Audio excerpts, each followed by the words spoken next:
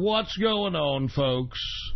And thank you for tuning in with me on this Baller Friday edition of the True Capitalist Radio broadcast. And, of course, I am your host, the man they call Ghost, and I want to thank everybody for tuning in with me. Before we get started, I want to remind everybody this is episode number 586. Episode number 586 for all the folks that are keeping track of the True Capitalist Radio broadcast. And before we get into anything else, you know what? I don't care. You people never spread the link anyway. You know, I know some of you do, and I thank you guys for spreading the link about the show. I appreciate it. But, you know, whatever. All right? I'm kind of in a jaded mood today on episode number 586, Baller Friday edition. It is June 29th, 2018, the last Friday of the month of June. And I'm going to just go right in to say, man, I'm a little jaded because of a lot of reasons, okay? First and foremost, I'm sick and tired of seeing and hearing the vocalness and the, you know, crowds and protests and everything that it comes down to being left of the political persuasion of this country. I'm sick and tired of seeing it in this country, and I'm sick and tired of seeing it in every fucking country in the world. I'm sick of this leftist shit. I'm sick of this socialist communist garbage. And it seems to me that those of us that are against it just aren't, first of all, some of us aren't as against it as we might claim, let's put it that way, and there are others that just don't want to do shit. Now, I don't mean to be spoiling this Baller Friday for everybody in here, folks, but I'm just going to be completely honest here. I mean, we've got, as much as we want to claim that there's going to be a red wave this 2018, etc., I have to be completely honest with you, folks. I'm not too sure about it. I'm not too sure because just based on the reactionary response of the general American populace, I think that the American people are emotionally immature. And I'm not excluding the rest of the world. I mean, take a look at the rest of the westernized world. They've embraced socialism and communism with open arms, and take a look at what's happened to them. And what I just don't understand, folks, is that we have a chance in our hand. Thank God we have a president like Donald Trump who is willing to sacrifice his own life, his family, his fortune, everything he's built, so that he can run for president and give us the opportunity to once again not only take over our country, but to literally cut the chains of bondage that have been put on us by these globalists and their agents within our government in Washington, D.C. And I'm going to be completely honest, man. I am fucking sick and tired of all these leftists. And look, the reason that I'm getting pissed off, people in the chat room, what's going on in the True Capitalist Radio chat room, as a matter of fact, what's going on to the True Capitalist Radio chat room and the Inner Circle, especially the Inner Circle, the only true fans, in my opinion, right now of the broadcast. I mean, you guys are the only reason why I continue to do this broadcast, and I'll get to that in a minute. You see all this hooping and hollering from the left, but you have to understand, you can't view it from your perception. You have to view it from Mr. and Mrs. Joe Sixpack in America's perception. And what they're doing, and believe it or not, most Mr. and Mrs. Joe Sixpack are just as emotionally immature, it seems, as everybody that you see on the left doing these protests, protesting about nothing, demanding they want free college and free health care and free food and everything. What I don't understand is, where's our side? Where's our side represented on this? I don't hear anybody on our side, and I'm talking groups of people on our side, going out there and showing that, wait a minute, we're not going to accept this rabble-rousing from the left. We're not going to accept this fucking embracing of socialism and communism. We're not going to embrace this shit. Are you kidding me? I don't see it. And all the guys that used to represent the right wing on the media, or at least in the internet, okay, let's you know the old right wing personalities in 2016. Take a look at them all now. They're all a bunch of media whore sellouts and are willing to say and do anything just as long as they get a couple of coin in their pocket. You know, and let me tell you, I'm not doing this broadcast for money. I'll tell you that right now. I'm not making shit. I'm not making diddly. I'm not making nothing. Literally nothing. And I'm doing this in hopes of trying to spread the ideology of capitalism and right-wing politics, Americana. And hopefully that perpetuates on everyone who's listening to go out and vote in 2018. But once again, going back to all this media hoopla, and listen, it's not just in the mainstream media. You have to realize this ain't 2016 anymore. That's why they kicked us off Facebook. That's why they kicked us off Twitter. That's why they kicked us off the social media sites. Because they don't want the narrative that they are basically molding within their stupid little leftist minions. They don't want that broken with actual facts. They don't want that broken with actual reports that'll put facts in their faces that could potentially change their stupid minds. We don't have the influence that we used to have in 2016. You people don't understand that.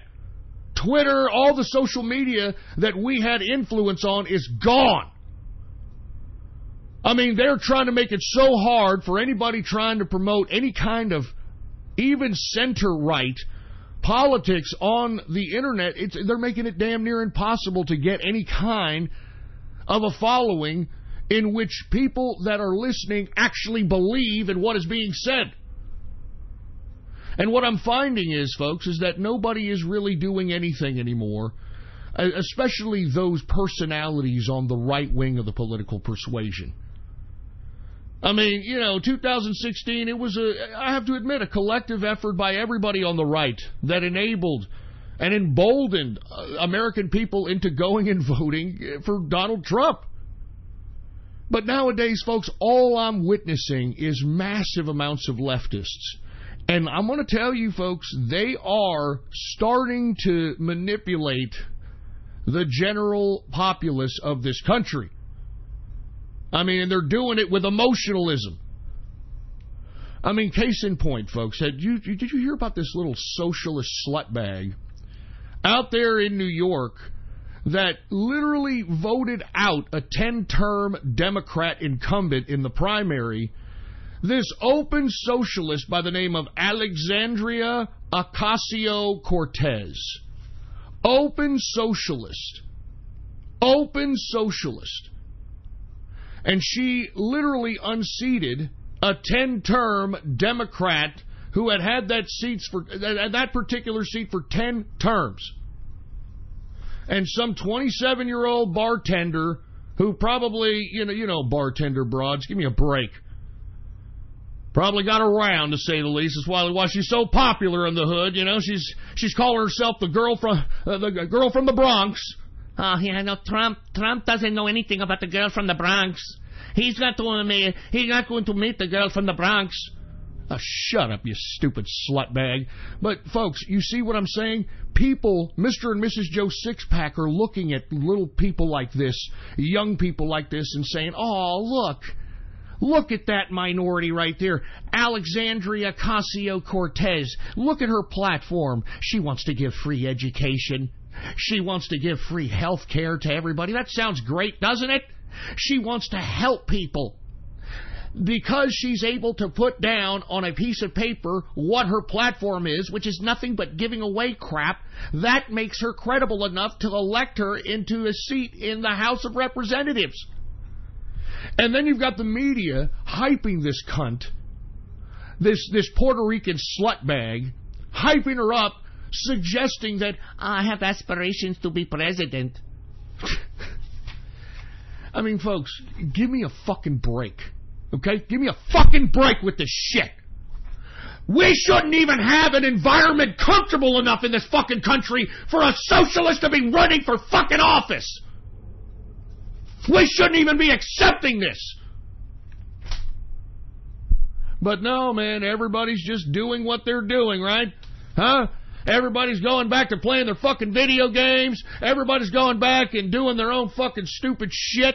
Going out and, oh yeah, look at me. I'm doing my thing now. I'm doing me. That's great. You can do you. You can do whatever the fuck you want. But fuck, for Christ's sake, this government, the United States, is a government made for the people and by the people, and right fucking now, everybody on the right is fucking asleep. You're fucking asleep, and it makes me sick. It makes me sick to my fucking stomach. It's literally making me sick to my stomach, folks. Let me tell you something, man. I got fucking ulcers. I got fucking acid reflux. I got all kinds of shit, man. Why? Aside from me having to fucking maintain my own business and my own personal life and everything that I've got to do in real life, I've got to do this broadcast, all right? And every time I plan for this broadcast, I'm going to be honest with you, on top of the 3 hours that I put into this broadcast, I have to do at least another 3 to 4 hours to prep for this broadcast, man. You want to know what you're going to talk about. You can't just ad-lib shit. And folks, I'm starting to believe that no one's even given a fuck. All right? I'm going to be honest with you. And this excludes the folks that are in the True Capitalist Radio chat room and the fucking inner circle. That excludes them because, I mean, I'm about action. And they took action. They beyond proved that, hey, Ghost, man, we're down with you. We'll roll with you. I mean, this is what we're doing, man. We're capitalists. We got to figure out what we're going to do. We got to maintain our side of the political persuasion. We have to promote capitalism. And that's what I'm trying to do. That's what I'm using this broadcast to do. And by God, I don't give a shit about me. It's not about me or my personality or my whatever. If that was the case, I would have come out a long time ago. I would have come out a long time ago and said, hey guys, look at me. I'm the real Ghost and I wrote a book now and I'm going to write another book and I'm going to write a book. I don't want to do that shit. But for fuck's sake, man, what the fuck, what else can I do? What else am I supposed to do? What else is anybody supposed to do to inspire those of us that want to sustain the continuity that has been going on since Trump has been in office, sustain what has happened to this country, sustain civility, at the very least, for fuck's sake, civility?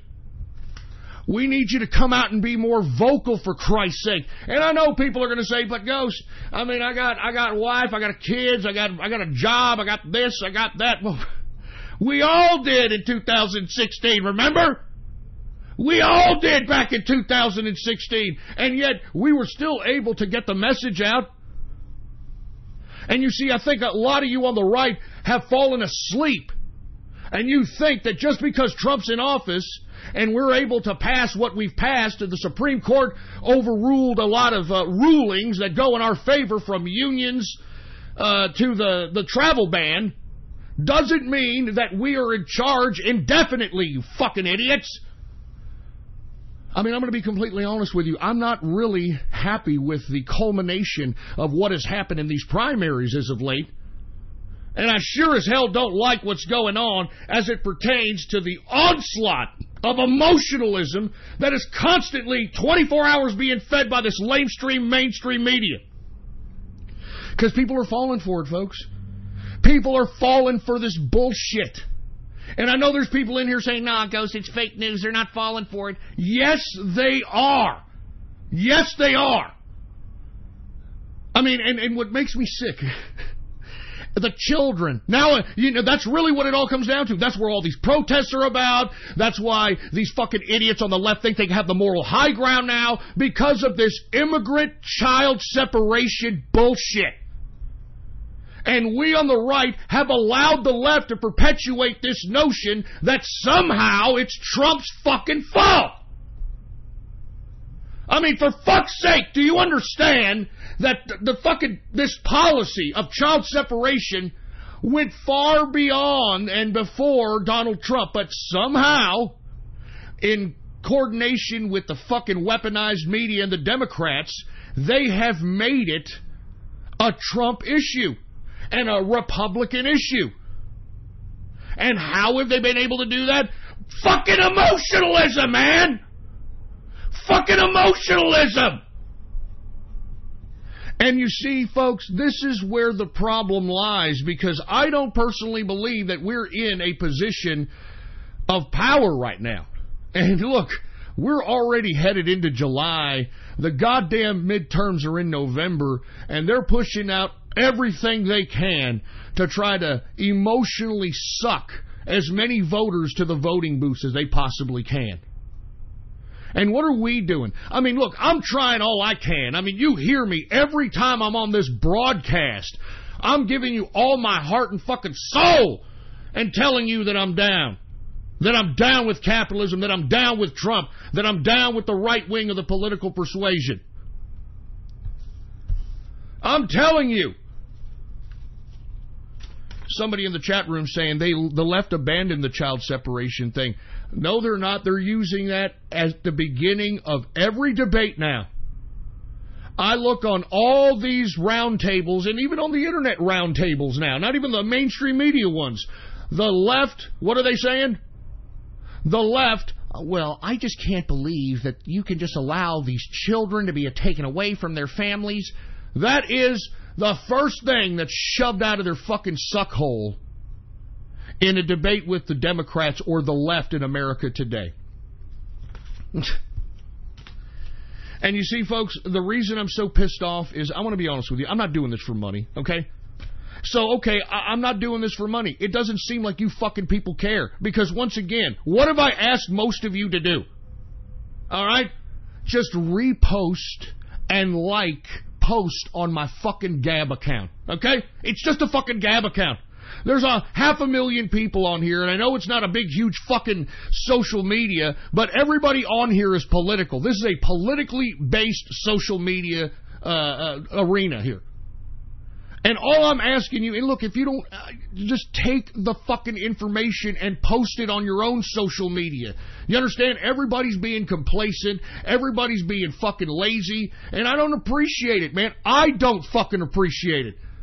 I come over here, I fucking give you 3 fucking hours straight of my life, man. No commercials, nothing. And I'm trying to give you all the information, the straight political dope, etc.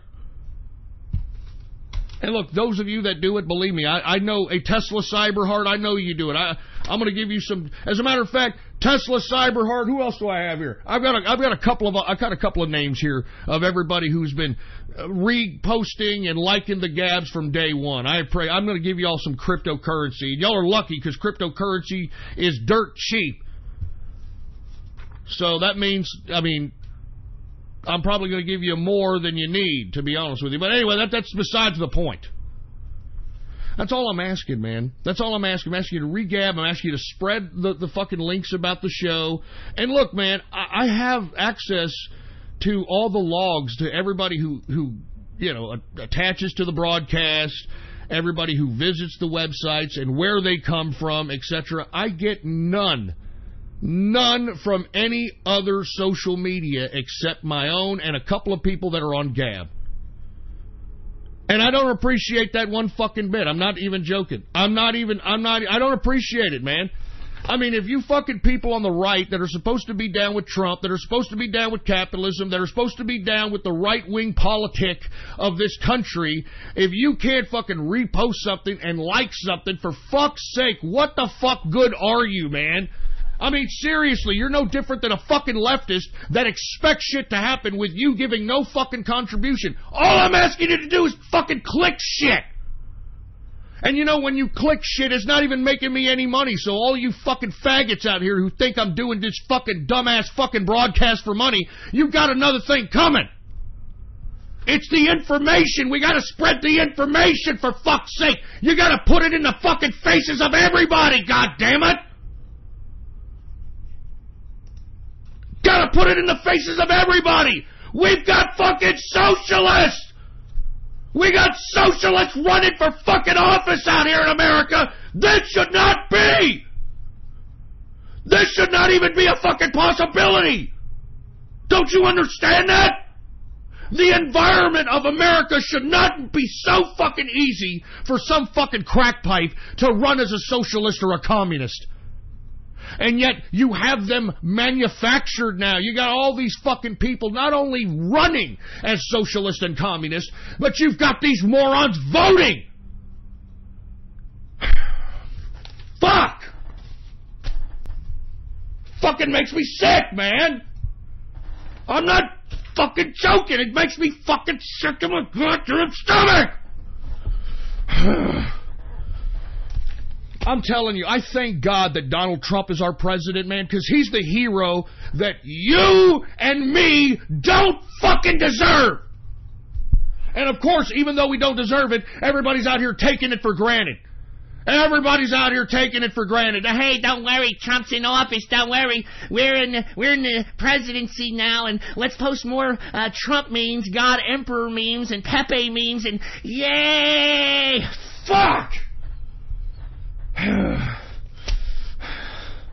It just makes me sick, man. I need a fucking drink. I'm sorry, folks. I gotta get a fucking beer. I'm sorry if I'm going off keister in this broadcast. I don't even know how long I'm gonna do this broadcast. I mean, I'm so fucking jaded, for Christ's sake, because look, man. This is why the right is not gonna have any influence in the midterms, because they've already taken us off of every one of the platforms that have any kind of influence. They've taken us off Facebook, they've taken us off Twitter, they've taken us off every one of these goddamn social media sites, man. And I just don't understand, man. I mean, you people that are listening, I mean, you all have to understand, without you, there's no me. Without you, there's no spread of right-wing news. There is no alternative media. There is no alternative to the mainstream media. I need a fucking beer, man. I don't even know. I'm not even joking, man. And look, I'm not trying to fucking piss in everybody's Cheerios today on a Baller Friday. But good God, man, a fucking socialist unseated a 10-term Democrat incumbent, and everybody is just being like, oh, it's okay, Ghost, everything's gonna be okay. She's just, I get it, don't get me wrong, she's a stupid 27-year-old slutbag bartender. I get it. But that, in this America, shouldn't even be a fucking possibility, man. For fuck's sake, give me a fucking beer. Fuck's sake, man. I mean, seriously, man, I'm sorry to be so fucking jaded about this fucking shit, man, but, I mean, you know, you got, this emotionalism's gonna work, folks. I'm telling you, I'm watching it in the streets.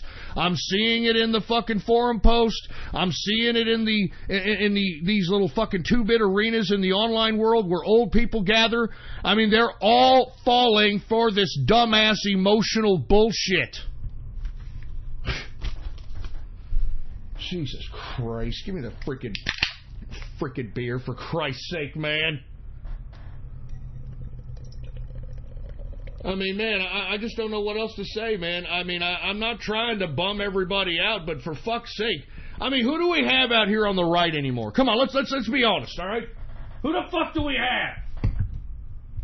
Who the fuck do we have here on the right wing anymore? Who do we have? We ain't got shit. What do we got, Milo Yiannopoulos? Did you hear what Milo Yiannopoulos was talking about yesterday? Oh, you know what we need to do? We need to go and shoot journalists on sight. Yes, that's what we need to do, baby. I mean, are you fucking kidding me? I mean, he blatantly, without any kind of subtlety, said that. Now, we're supposed to look to this guy? And remember, I told you about Milo when he went to the Berkeley University protest and caused that fucking ruckus. I told you. Who else do we got? Who else do we have? Huh? Ricky Vaughn? Ricky Vaughn? That motherfucker got doxxed and now he don't know where the hell he's going. Who the hell else do we got out here? I mean, I'm serious, man. Who the fuck else do we got? The Ralph retort? What a fucking joke that dude's turned out to be, for Christ's sake. Huh? Internet blood sports, dude. All right, dude, this is Ralph Retort, and we got Internet blood sports here. We've got Mr. Metacore on the right side here. Say hi, Mr. Metacore. Hi, it's Mr. Metacore. And then over here, we've got Baked Alaska, and we got Metacore. Go ahead. Hey, Metacore, I think you're a fucking faggot. Well, yeah, I think you're a fucking faggot, too. You're an autist. Well, yeah, well, you're an autist, faggot, stupid, idiot, fucking incel bastard. Oh, yeah, well, I think today... I'm sick. This is the right wing! This is the right wing! Fuck! And look, people are People are trying to, listen, did you all actually put Mike Cernovich in the room? Mike Cernovich? Hi, this is Mike Cernovich, and I want to tell you guys that, you need to get my book, Gorilla Mindset. It's a really good book, and I want to tell you also that traps are not gay, okay, guys? Traps are not gay. Jesus Christ. I mean, does anybody understand where I'm coming from? This is the internet. Is anybody out there understanding where the fuck I'm coming from, man? I mean, this is serious fucking business. This is serious business. Okay, I'm getting people from Gab. Vox Day. I mean, that dude is a litigious, bald fucking... I don't even want to talk about him because he's like, oh, did Ghost talk about me? Well, I'm going to throw a lawsuit on him and then I'll get a lawsuit from him. And I don't even talk about Vox Day. Steven Crowder. I don't know about you, but I've always thought that Steven Crowder, with all due respect to him, was always a little fruity. I don't like the way he acts. He just perpetuates that fruit boldness, and not to mention, he likes to dress in drag a lot. Haven't you noticed that? Okay, guys, this time I'm going to dress in drag and go to the LGBTQ and then fucking start shaking my ass everywhere. I mean, do you all understand what I'm saying, right? I'm just saying. And who else won? Oh, Ben Shapiro. Oh, yeah, that's great, huh? Oh, yeah, some disgruntled, miserable-looking autist. Oh, that's great. Hi, I'm Ben Shapiro, and I just want to let everybody know that you don't know anything unless I say it's okay for you to know it. I'm Ben Shapiro, and I talk like a disgruntled autist because I actually am a disgruntled autist, but I want to run for president, and as a matter of fact, I think Donald Trump has an opening for the Supreme Court Justice, and I want to. I'm Ben Shapiro, and I want to be the Supreme Court Justice now. Give it to me, because I'm a Jew. Give it to me. Jesus. And I'm just kidding about the Jew thing, all right? Everybody knows that I'm down with Israel when it comes to the Israel-Palestine thing. But look, my Jewish friends, you got to stop showing your abusive, vulgar display of power, all right?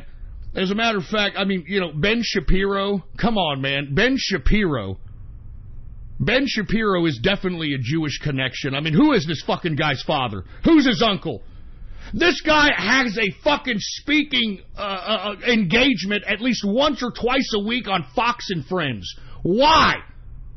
I don't understand it. Why? And not to mention, the hosts on Fox and Friends actually talk to him like an autist. Have y'all heard this? Hi, Ben. It's our friend, Ben Shapiro. Hey, how you doing, Ben? So why don't you tell us, Ben, what do you think about gay marriage? Well, I don't think gay marriage should be legal at all. It wasn't in the Constitution, and that's just all there is to it. They have a mental disorder, and they have a mental disorder just like transgenders, and I'm on the right wing of that sort of thing, yes. Jesus Christ. No, yeah, people are still people on Gavel. What about Mark Dice? Mark Dice? You mean River Phoenix?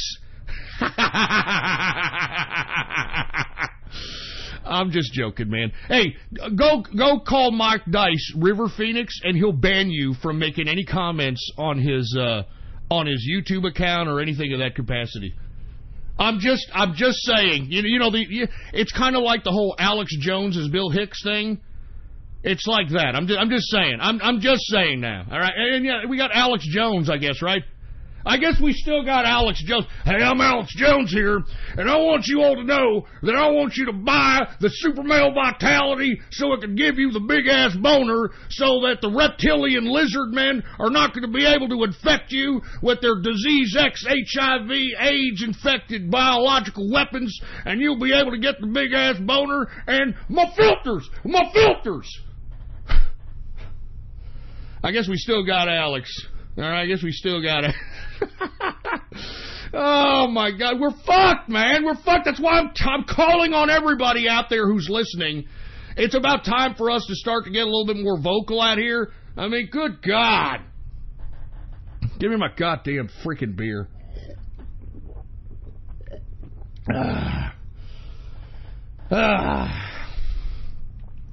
People are asking in the chat, what is it with Mark Dice and River Phoenix? It is alleged that River Phoenix actually faked his own death. He hated Hollywood so much. That's why Mark Dice is always emphasizing Hollywood, and he's out there, etc. He's supposed to be River Phoenix. He's supposedly he had a facelift, and he's River Phoenix. That's the allegation I'm not one of these people that believes that, but it's a pretty decent amount of evidence, you know. There's a pretty decent amount of evidence there that'll make you be like, what? What? Are you kidding me? What? So look, I mean, you guys are mentioning all kinds of right-wing personalities, and you guys know I'm right. You guys know I'm right. You guys know that these guys are jokes, and, you know, that's why they're never taken seriously by anybody. And they're jokes because, I mean, with all due respect, they'll do anything for attention. They'll do anything for views and shit like that. It's like it's a hodgepodge of trying to be political while at the same time trying to do anything to go viral. I'm telling you, man, I don't know what we have out here in the right wing. I don't know what we have out here. We don't have anybody. I'm telling you, we don't. I mean, Tucker Carlson, people are talking about, what about Tucker Carlson? Tucker Carlson ain't too bad. I mean, I'll give Tucker Carlson that, but let's be honest, he's not going to go the direction that Trump likes to go to. He wasn't even a pro-Trumper to begin with. You know, so, I mean, I want to be honest with you, I don't even know who to go. I don't know who to go to. I mean, who do you believe out here? I don't like any of these people in the right wing of the political spectrum. I don't like any of them. And I'm not being a hater, okay? I'm not being a hater out here, but I'm looking at these people, and all they're doing is not, they're not inspiring anybody. They're not telling anybody what they should be doing or anything of that capacity. Wait a minute, is that Laura Southern with fucking Alexander Dugin? Did y'all just post that picture in the chat room? Oh, jeez. Oh, you know what? Sean Hannity. All right. I'll give you that. Sean Hannity has come out, and he's actually done some shit. I'll give Sean Hannity some credit, man. That dude has come out, and he's done a lot of shit. All right. We got Sean Hannity. But everybody from the left has always hated Sean Hannity. You know that? I mean, Sean Hannity, in his show, he's kind of preaching to the choir, so to speak. All his viewers want to listen to what he has to say. And we just don't have enough people to kind of cross over or to force people into observing or being privy to facts that will discredit whatever it is that they believe, you know? I'm telling you, we don't have anybody. I think we should be very concerned about this, and I think we should be very concerned about these midterms. I think everything that's going good for us right now is fueling these left-wing nutcases. And it is penetrating the psyche of Mr. and Mrs. Joe Sixpack. And that's why I'm concerned, man. I mean, I'm going to be honest. That's why I'm very concerned, and I don't think anybody else is that concerned. Everybody just thinks that, you know, this is just going to keep going, and, you know, we're just going to, you know, that's all there is to it. Now, I guess I'll fucking do the show because, you know, I got the people in the True Capitalist Radio chat room. You know, they've been all right, I appreciate the inspirational words and shit, all right? Cheers to you guys in the True Capitalist Radio chat room. Now, let's talk crypto, okay? Now, we've seen a dramatic decrease in cryptocurrency, folks, and for all those that have been listening, why is that? The dollar, the U.S. dollar, it's king of fiat. Well, let me explain to you what just happened here in the past couple of hours, okay? Now, the crypto markets had contracted to the point where we saw, what was it, $229 billion market cap? Ouch! Lots of things, pretty much everything in the red. And the reason is, folks, is the U.S. dollar has had its best quarterly performance since 2016. Now, it did contract a lot today. It contracted there at the end of the day session, I think it was 0.84. Let me give you the exact... I'm going to be honest with you, I didn't expect to do the broadcast, so I'm not all set up and all this crap, but let me go ahead and give you the exact index decrease here. Dollar index spot is down 0.88% on the day. 0.88%, almost a complete percent. So, as you see that, as the day's trading in the stock market ended, all of a sudden you started seeing increases in cryptocurrency within the past 2 to 3 hours. And if you take a look at cryptocurrency prices right now, they're all in the green. Now, I hope that many of you that listen to the cryptocurrency portion of the broadcast understood this, took advantage of this, and started gobbling up goddamn cryptocurrencies during this damn contraction, and you kept your eye on the U.S. spot dollar index, and as soon as it went down, that's when you would expect these damn increases to happen, and that happened here, bro, within the past 2 to 3, 4 hours. Unbelievable. But the prognosticator strikes again, baby. I mean, making money, that's what I do, all right? Unfortunately, I'm not making any fucking money on this broadcast, but making money is what I do, all right? Anyway, let's go ahead and talk a little cryptocurrency right now. Everything is in the green. Everything's looking good. Why? We saw today 0.88% in the negative for the U.S. dollar. And take a look at the charts right now. They're all going up as if they're all going up within the past 2 to 3 hours. That's because the day's trading has ended. And we've got the U.S. dollar down 0.88%, baby. And we're seeing the correlation put itself into the price of crypto. So let's go ahead and get a cryptocurrency. Let's go to Bitcoin. BTC. Man, we saw Bitcoin go down as low, what, $5,900 bucks? Let's take a look at it right now as we're seeing an increase in the market. Bitcoin, BTC, current market cap for Bitcoin. As a matter of fact, let me give you the current market cap for the entire market. The cryptocurrency market capitalization for the entire market right now, because it's going up rather fast. The entire cryptocurrency market capitalization is $248 billion. $248 billion market cap. Now let's get to Bitcoin. BTC. Current market capitalization is $106 billion market cap. The circulating supply is 17.1 million in circulation. In the past 24 hours, it has gone up 5.10%. Current price for Bitcoin, and remember, you want to go in when everybody's going out. That's what I told you. And when do you know the damn markets are going to bounce back? If you correlate it with the dollar. If you would have listened to this broadcast, you would have known this, and you would have made lots of money. Bitcoin's current price is $6,215.82 per Bitcoin. Let's get to Ethereum. Ethereum right now, ETH is the symbol. Market capitalization is $43 billion market cap. The current circulating supply is 100 million in circulation for Ethereum. In the current, as a matter of fact, in the past 24 hours, Ethereum has gone up 3.23%. Current price for Ethereum is $437.69 per Ethereum. Let's get to Bitcoin Cash. What did I tell you about Bitcoin Cash, folks? Buy low, buy low, buy low. BCH is the symbol. All right, current market capitalization is $12 billion market cap. The current circulating supply is 17.2 million. Million with an M. 17.2 million in circulation. Now, folks, the increase here in the past 24 hours on Bitcoin Cash has been 8.52% increase on the day. Current price for Bitcoin Cash is $716.54. Let me tell you something. I like Bitcoin Cash at these prices, man. I like it, I like it, I like it. Let's get to Litecoin. I also like Litecoin at these prices, even though I'm not a big fucking Charlie Lee fan. Litecoin, symbol LTC. Current market capitalization is $4.5 billion market capitalization. The circulating supply is 57 million in circulation. In the past 24 hours, Litecoin has gone up 4.64%. Current price for Litecoin is $78.95 per Litecoin. Let's get to Monero, folks. Once again, it likes to run like I've always said. Let's take a look at it. Symbol XMR for Monero. That's the symbol XMR. Current market capitalization is $2 billion market capitalization. The current circulating supply is 16 million in circulation. In the past 24 hours, it has gone up 6.70%.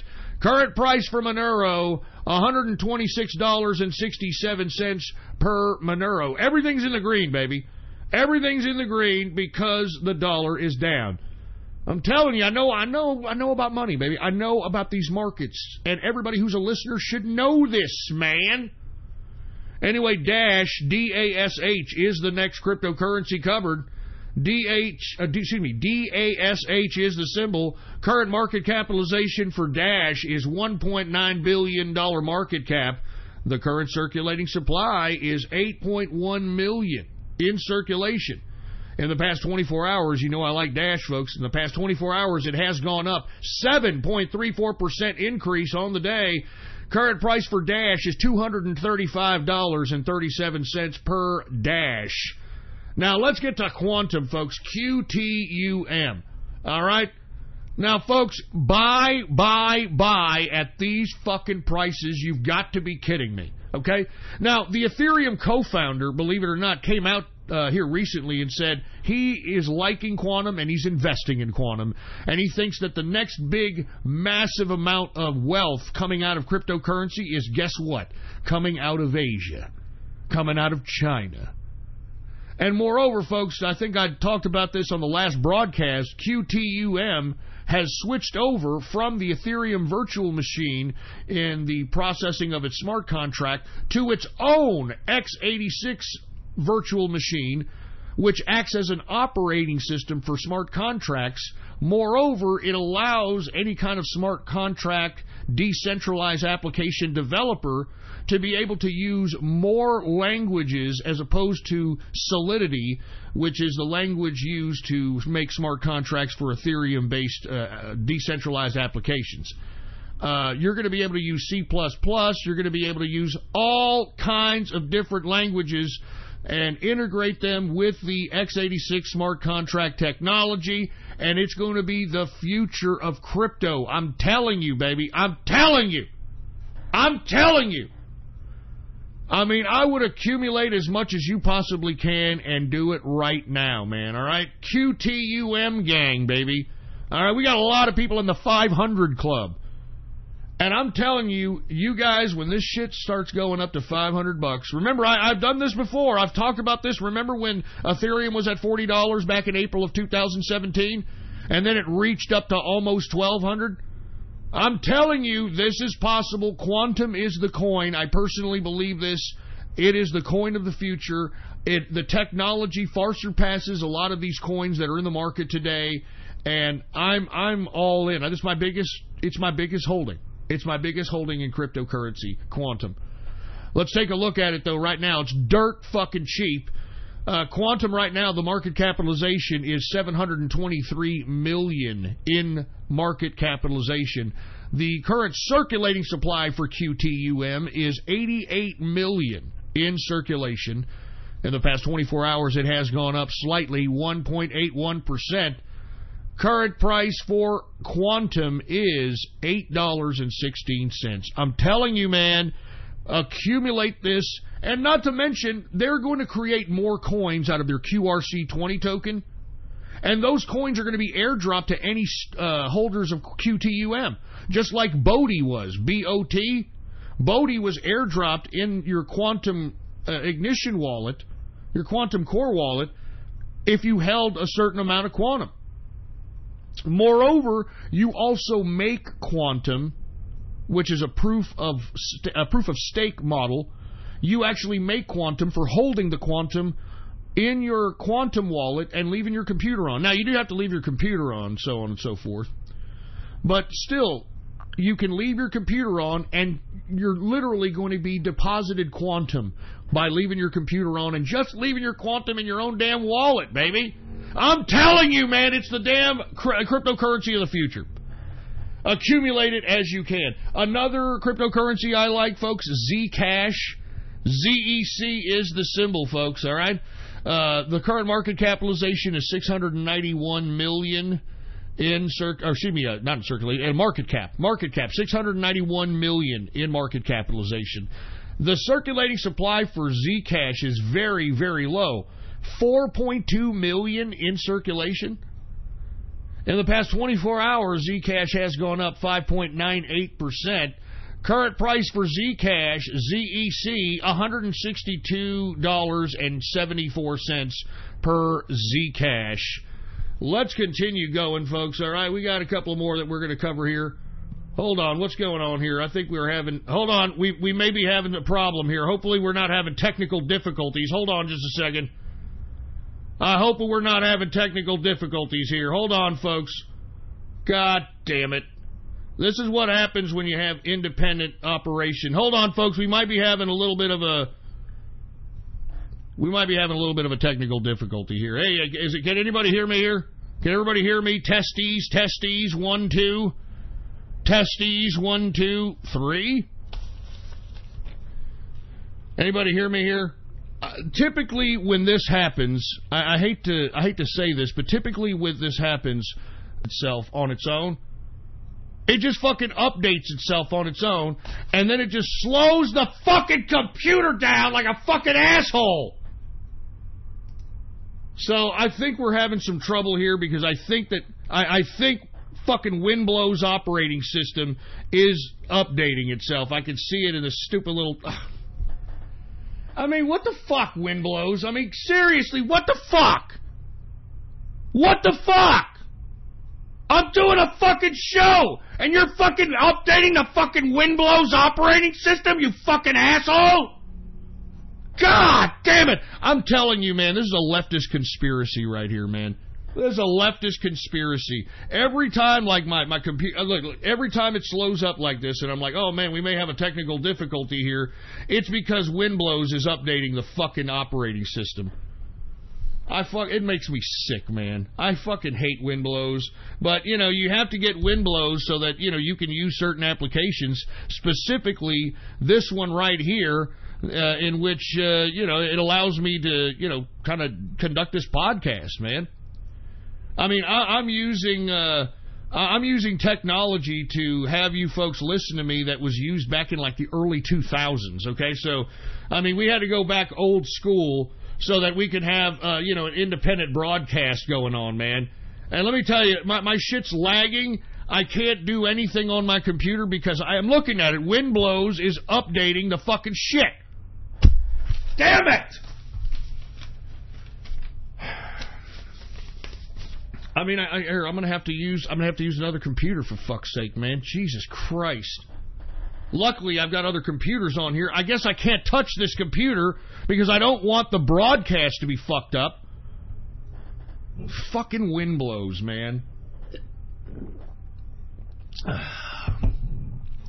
Anyway, folks, my apologies on this, man. Let me go ahead and see if I can go and get the rest of the market breakdown from another computer that I have right here. You know, that I've got right here. Hold on, let me go to the websites necessary to continue the goddamn market fucking breakdown, and we'll continue to do this, all right? Anyway, let's continue. All right, Zcash. Look at this fucking computer, man. Fucking Windblow's. Fuck you! Fuck you, Windblow's, goddammit! This shit just fucking... I'm telling you, and people are like, you can actually do this and do that to it. No, you can't. These fucking things update on their own. And then after it updates, it's like, you know what? You gotta fucking shut your computer down and... Fuck, man. Anyway, look, I'm gonna do a couple more and then we're gonna move on, all right? Let's go to 0x. ZRX is the symbol, folks. Current market cap for 0x or ZRX is $358 million in market capitalization. The current circulating supply for 0x is $533 million in circulation. In the past 24 hours, 0x has gone up 10.80%. Current price for 0x, 67 cents. Now, I like 0x. I think that you're going to see a trajectory similar to EOS on 0x's price, in my opinion. Lest we forget, I hate to keep reminding this, Coinbase did acquire the exchange Paradox, and Paradox uses 0x's blockchain technology to conduct its exchange operations. So it's just a matter of time before we start seeing this in the same type of price trajectory as EOS, even though EOS has been a complete fucking failure. All right, it's been a complete failure. And you know what's so good about EOS? They've been able to keep the failures like on the DL. I mean, you have to legitimately go into, you know, some of these hardcore underground cryptocurrency publications online for you to know what the hell is happening in EOS's mainnet. But it's been, in my opinion, a pretty big fucking disappointment for EOS. So anyway, look, I think I took a little bit too much time, so let's just go ahead and get to the last coin, my coin and the Inner Circle's coin. I'm talking about 42 coin, folks. 42 coin, once again. We're trying to acquire it. We're definitely trying to acquire it during the time that it was down. As you can see from the volume, we're continuing to kind of acquire this coin. It's going to be our coin at some point. Let's go ahead and take a look at it. Market capitalization is $1 million. The current circulating supply is 42 coins, baby, 42 coins. In the past 24 hours, 42 coin has gone up 7.43%. Current price for 42 coin is $23,330.80 per 42 coin. And I want to be honest with you on this. I saw some idiots in one of these, tard chats. I shouldn't call it a tard chat, but on Capitalist Kings chat, And there's, of course, still a bunch of tards that I guess think that I'm going to bring back Radio Graffiti or something, and I guess they hang around there and try to say, Ghost is trying to pump and dump this. Every time somebody buys it, he sells it off, and he's making lots of money.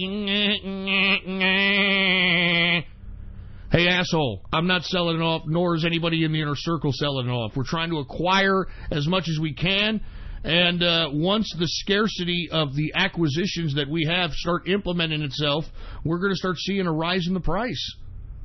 I mean, that's what we're doing. Not to mention, we're going to continue to hold because we believe that the potential of this coin could be at least $50 million market cap, at least.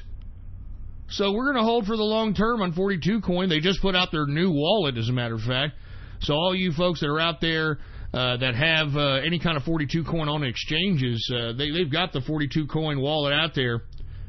So I would strongly advise anybody to go out there and download it, transfer whatever it is they have in their trading accounts of 42, put it in your wallet, man. Be your own bank. That's the beautiful part about cryptocurrency, man. You get to be in charge of your own money. Now, let's go ahead and get to stocks. Now, what's going on with the stock market here? Now, I want to be honest with you, the reason that the stocks are going up is because I personally believe, even though you have Wall Street investors a little bit apprehensive on days whenever you start hearing tariff talk in the news media, but I believe that Wall Street kind of trusts Trump. I think Wall Street trusts Trump, and that's why you're seeing, them continuously buy into this market even after sell-offs. We ended up on the plus side today. Let's go ahead and look at the Dow Jones Industrial. The Dow right now was up today on a Baller Friday, 55.36 points, a percentage increase of 0.23%, closing out the Dow at 24,271.41 points for the Dow Jones Industrial. And I see nothing but increases, even if there is tariffs. I mean, do you understand the tax cuts are going to offset any kind of negativity that are going to happen in any of these companies that may or may not be afflicted by these tariffs?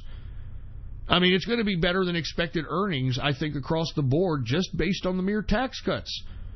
And how do you have better than expected earnings? Well, the company just has to post better earnings than they did at that quarter last year. And they are. I mean, just based on the tax cuts alone, they are.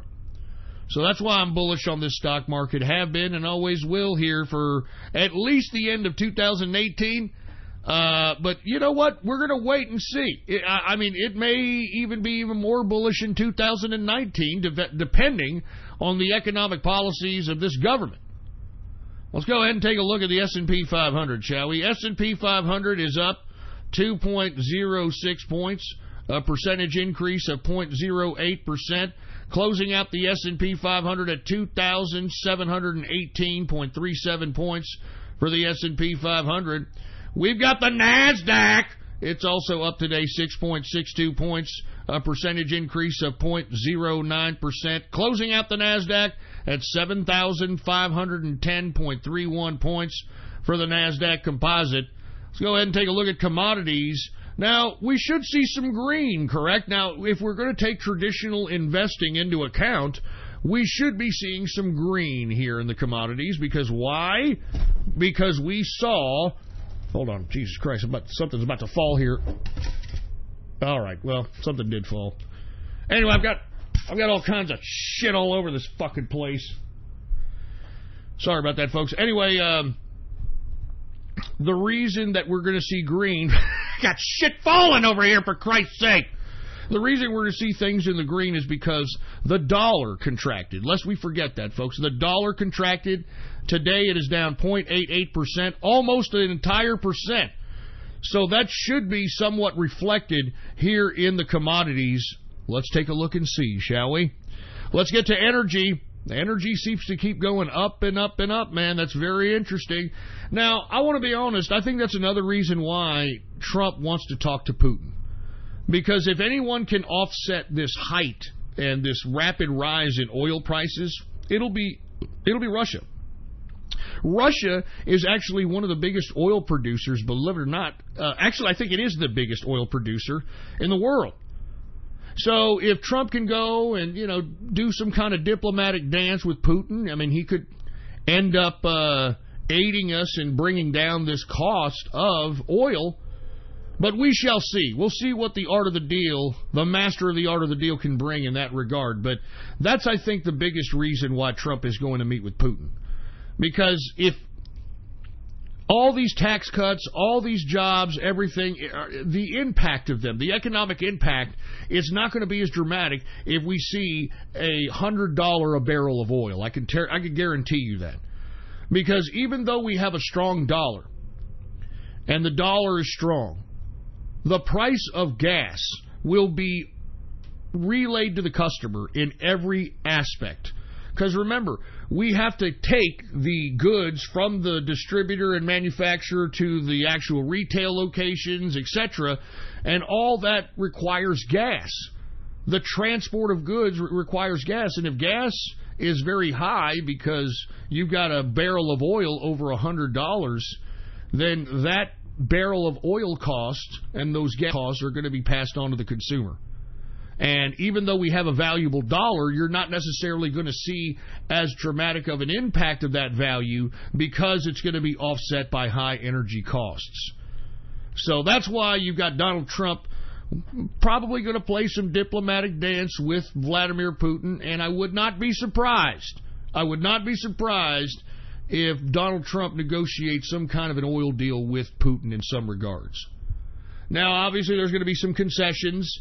It's tit for tat. It's a deal, so we shall see what we have to do for Russia for them to give us, some oil at a price in which he can bring down this WTI sweet crude price and the Make America Great Again economic policies won't be impacted by these high energy costs.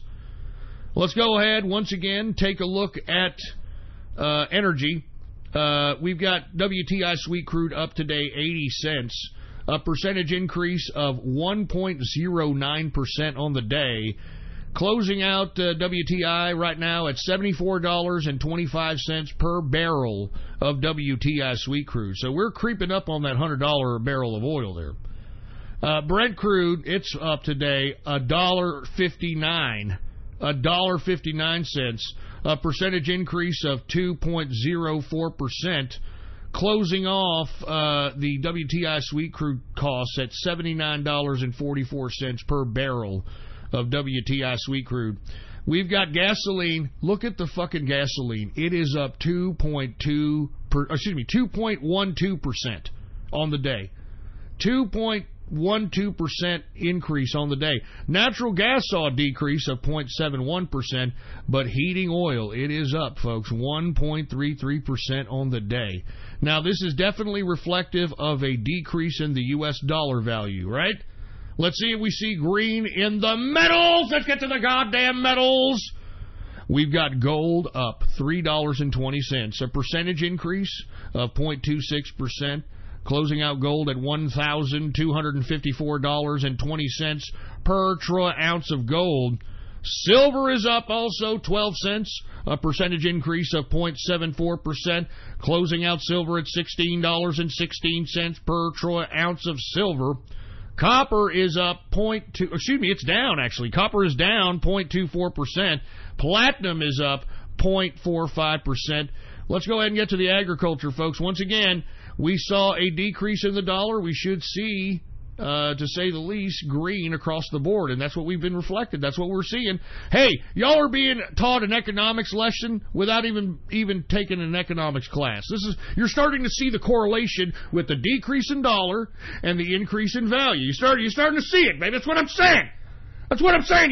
You listen to the True Capitalist Radio broadcast, you're getting millions and millions of dollars of information for free, baby.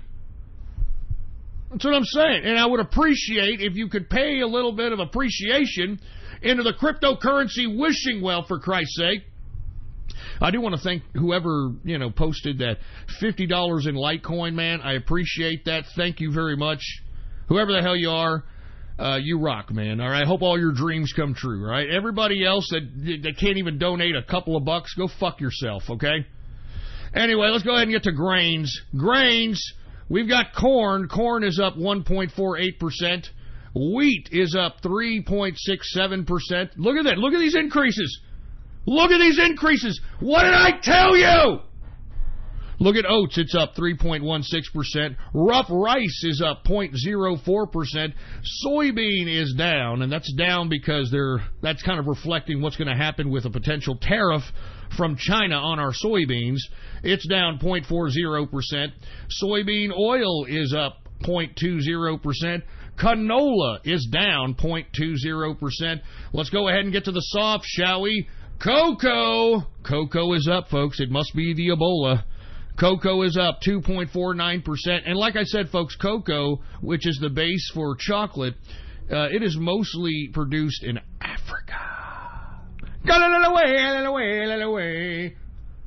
So we have a lot of problems in Africa, especially a lot of diseases, a lot of uncertainty going on out there. So that's why you're seeing the price increase, to say the least. Coffee. Hey, dude, don't talk to me unless I have my coffee. Yeah, I need my coffee before you start talking to me, because I'm a hipster little faggot. Yeah. Shut up, you fucking fruit. Anyway, we've got coffee down today, 0.56%. Wow, it's down. Sugar is unchanged on the day. Unchanged. Orange juice is down slightly, 0.06%. Cotton is up 0.44%. And lumber is up 2.16%. Rubber is down 0.79%. And ethanol is up 0.35%. Let's get to livestock, shall we? We got live cattle. These prices sure did shoot up. That's what I'm telling you, man. When the dollar goes down, prices go up. When the dollar goes down in value, prices go up. Live cattle is up 2.89% increase on the day. We've got cattle feeder up 3.06% on the day. And, of course, you know all about bone movement, so I'm not even going to repeat it on this Baller Friday. But lean hogs is up 0.96% on the day. And that, my friends, is the markets for your ass, all right? Anyway, look, I'm going to be honest with you. I didn't really want to do this broadcast. I was a little jaded. I do want to thank everybody in the True Capitalist Radio chat room for, making things a little bit more conducive for broadcasting, all right? All right? I want to thank the True Capitalist Radio chat room and the guys in the Inner Circle. You like me. You really like me. Thank you very much, man. I appreciate it. So we're going to have a show here today, and we're going to discuss a lot of subject matters here. And I hope that I don't get angry again and just want to end the broadcast. I've just been in a kind of a melancholy mood today. Oh, shit! This thing dropped. No. Oh, I got the fucking studio falling apart. Whoa. Oh! Whoa!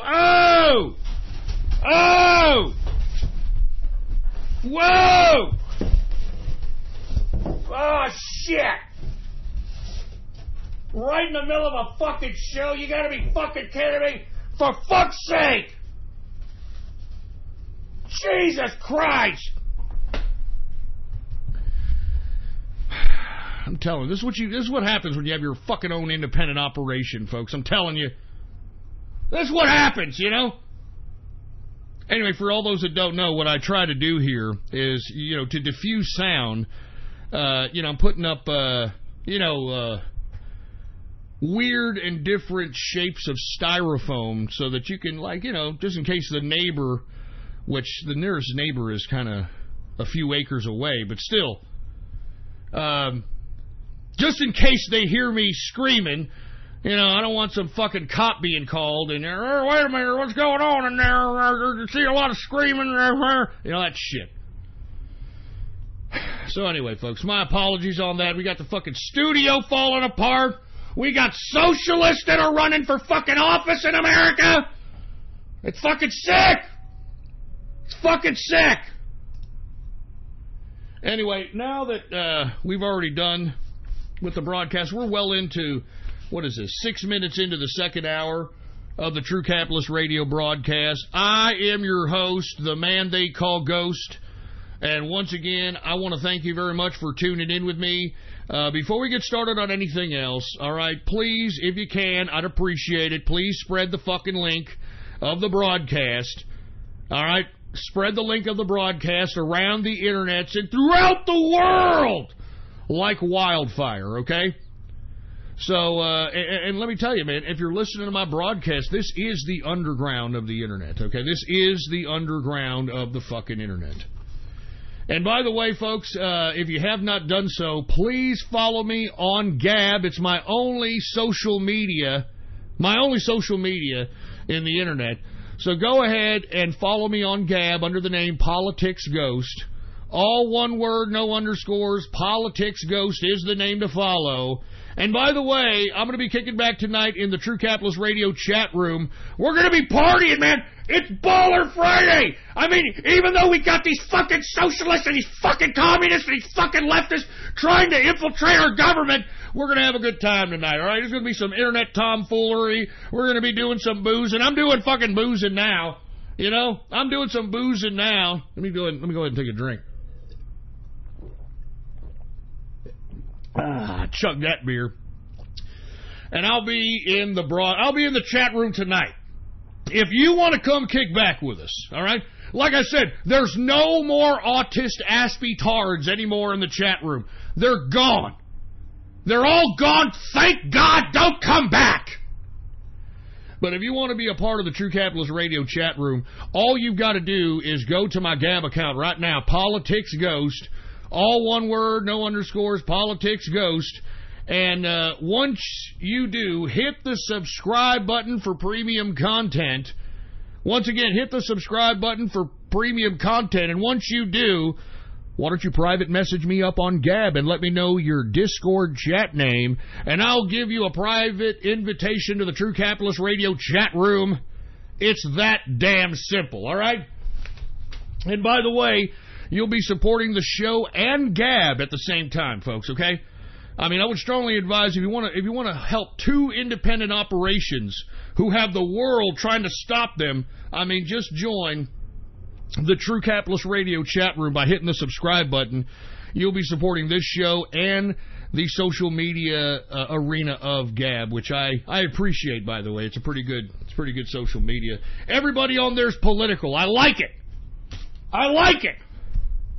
Now, before I get on with the rest of the broadcast, I think it's about time for more beer on this fucking Baller Friday. Let's go ahead and get some goddamn more beer up in here, all right? Goddamn right. You're goddamn right, man. Anyway, let me go ahead and continue on with the broadcast here. Let's go ahead and talk about the President of the United States, all right? The man that brought this show back. The reason that I continue this broadcast, even though I make no fucking money from it whatsoever, this is the reason why I came back, folks. The President Donald Trump. I love when I say that. President Donald Trump. Well, today, the President celebrated 6 months of the tax cuts, baby. 6 months since the tax cuts have been passed. People are seeing more money in their pockets, on their checks. People are seeing more promotions. There are more jobs available in today's Trump America than there are people looking for jobs. It's beautiful. It's beautiful, folks. And today, the president came out, had to celebrate it, and I don't blame him. I don't blame him for celebrating it. I mean, it definitely helped the economy. You could definitely tell it's a different economic vibe out here in this country, and it's definitely positive. Not HIV positive, but good positive, all right? And at the same time, folks, in this speech in which the president was celebrating the tax cuts, 6 months of the tax cuts being passed, he alluded to the fact that there may be a phase 2 of the tax cuts to benefit the middle class even more. Oh! I mean, that's what I'm talking about, man. Give the people's money back to the people. Starve this government of our tax money so it can stop growing. Stop being a bureaucratic Frankenstein. And that's what I always said about a leader that is going to be a capitalist, that takes over the damn government. What they need to do is they need to take it over and begin to dismantle the government. Take it apart. And that's exactly what this president has been doing. And that's why all these leftists hate him. Because most of these leftists, they were public sector employees. And because the president is eliminating these bureaucracies, eliminating regulations and all this bullshit, you're having a lot of leftists that were a part of Obama's little bureaucratic Frankenstein unemployed, and they're blaming Trump for it, and they're vehement, and they're angry, and this is what you're seeing out here. But you know what? Tough titty, public sector workers, tough titty.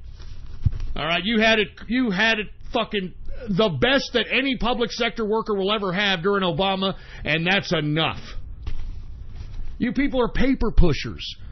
Have you ever talked to a paper pusher bureaucrat? I mean, it's like talking to a moron. I'm not even kidding. But anyway, let's get back to the president. All right, if you happen to be a public sector worker, I'm sorry. You know it's a shit job. Come on, that's why you're there. All right, you get seniority pay every year that you're there, even though you do the same fucking job. It could be a good job one year, it could be a bad job one year. It doesn't fucking matter. All right? I mean, you get fucking benefits. You know, you could work fucking pushing papers for 30 years and then get a retirement in which you get $2 or $3 grand a month being an absolute pile of old shit protoplasm. I mean, give me a fucking protoplasm, I should say.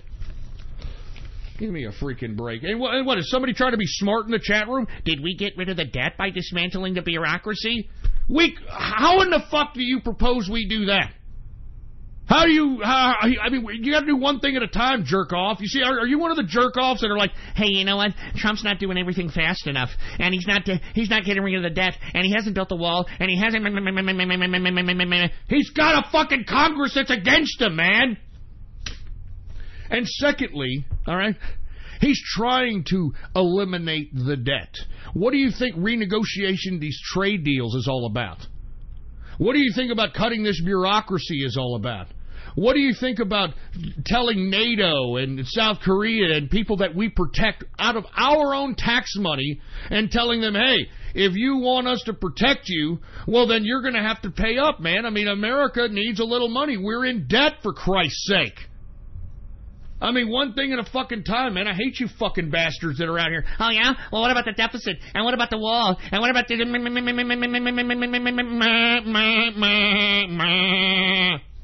Where the fuck were you? Where the fuck were you about the debt when we put $7 trillion on our fucking national debt for this Middle East bullshit? Where the fuck were you? Where the fuck were you when we spent $7 trillion fucking dollars on the fucking goddamn fucking Middle East? Get the fuck out of here. These fiscal conservatives come out of the fucking woodwork, right? Fucking makes me sick. I'm a fiscal conservative, and you know what? Trump's not being a fiscal conservative. He's not a real conservative. Where the fuck were you?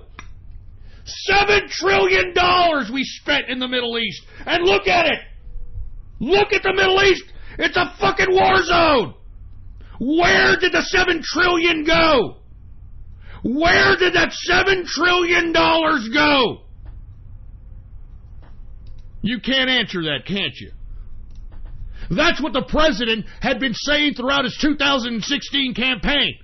We spent $7 trillion in the Middle East, and it's a fucking mess. Meanwhile, our country is being dilapidated. Bridges are crumbling. Airports look like dog shit. I mean, the infrastructure is garbage. But now I'm a fiscal conservative. What about the debt? I don't know about my debt.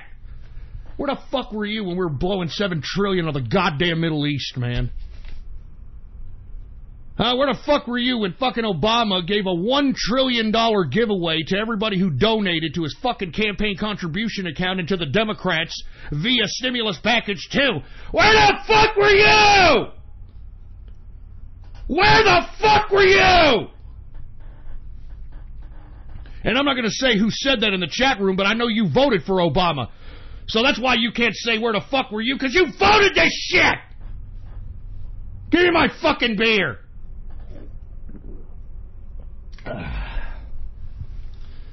Fuck!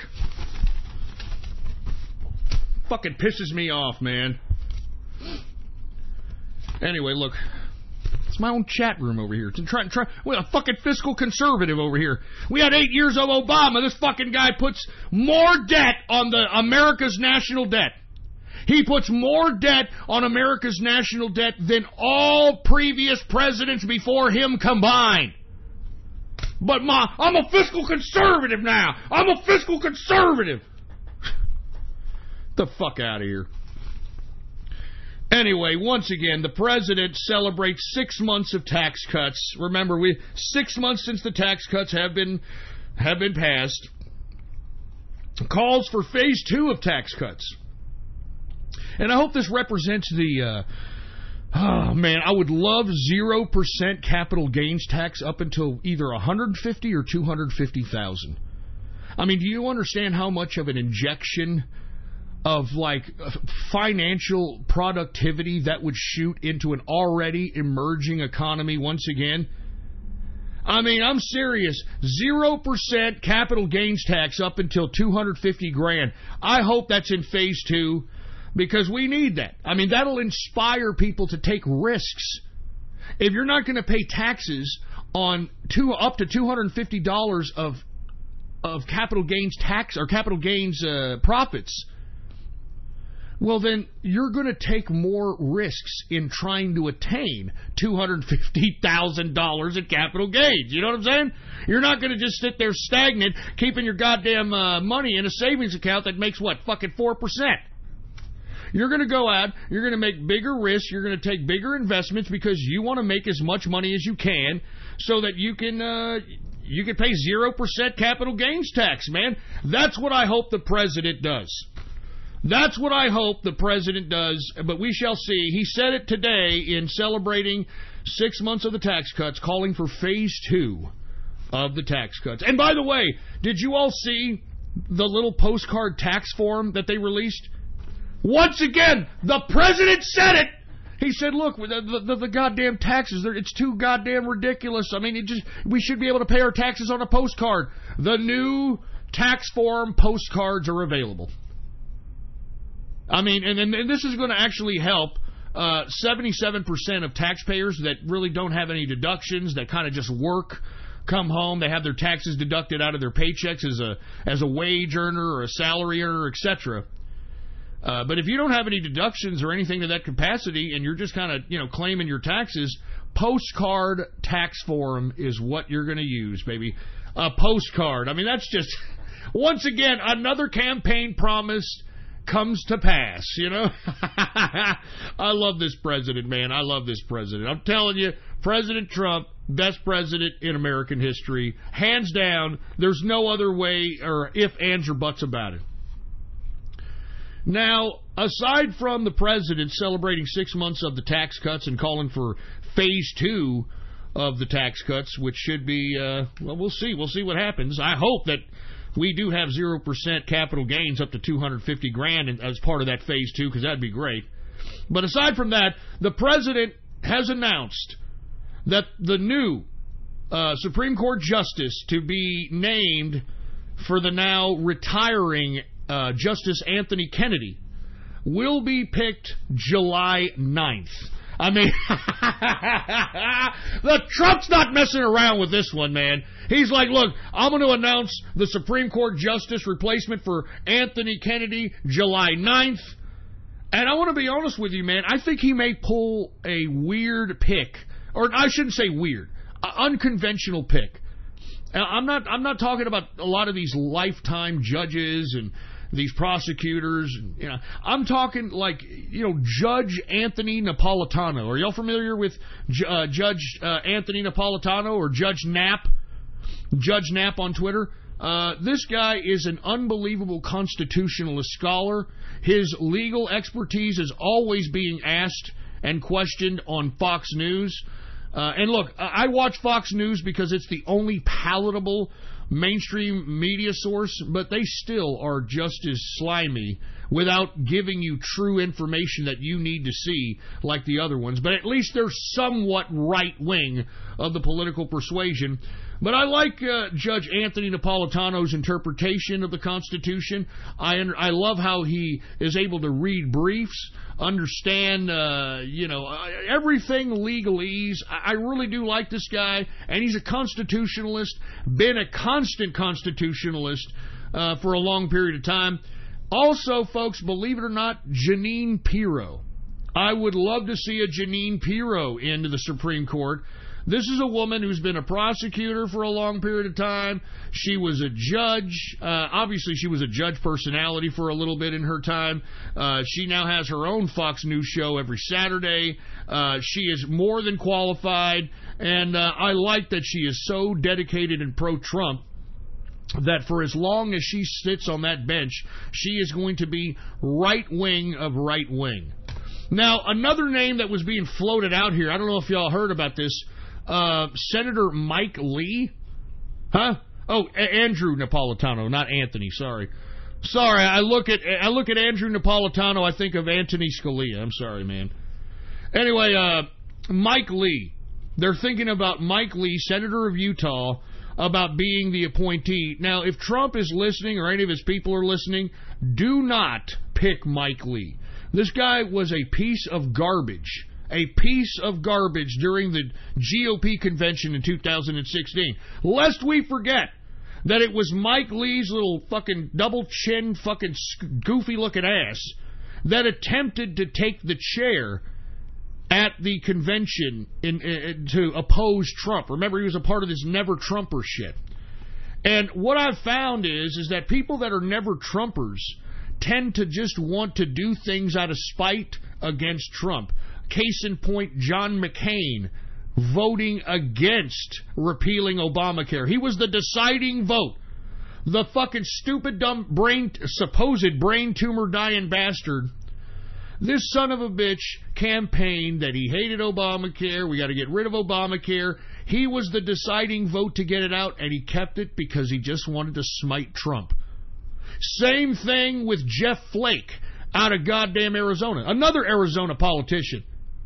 I mean, Jeff Flake came out recently and said that he will oppose every goddamn, every initiative, every policy that Trump initiates, just out of spite.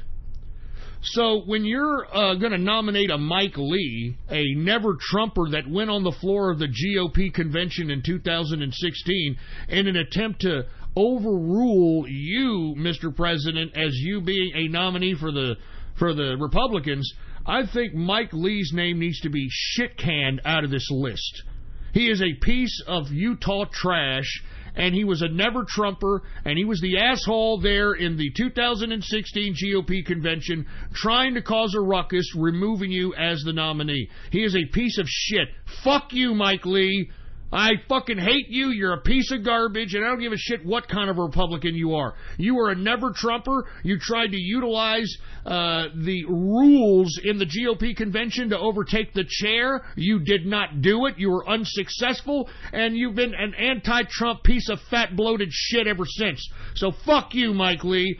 I mean, I'll be damned if Mike Lee is chosen for the goddamn Supreme Court justice. All right? And, guess what? It's not just Mike Lee. His brother, Thomas Lee, is also considered for this. No. Fuck these Utah bastards. All right? They're all down with Romney. You don't need this shit, Mr. President. Fuck these two guys. I'm thinking Napolitano or Pirro. Napolitano or Pirro. You want to shock the world? You want to shock the world, Mr. President? Put in Andrew Napolitano or Jeanine Pirro. I mean, I am pro Pirro, pro Andrew Napolitano. All right, those guys are, and that lady are just pure constitutionalist interpretations of law, and they don't try to utilize abstract interpretations of the Constitution to insert whatever policy they want to change the law completely. That's what these Democrats like to do. Let's continue. I also heard, and this is a report out of the, I think it's AXIOS, that's the publication. They're reporting that the president actually wants to pull the United States out of the World Trade Organization. Yes! Yes! What did Donald Trump say at the GOP convention in his speech? What did he say? He said, Americanism, not globalism, will be our credo. You're goddamn right. You're goddamn right. America first.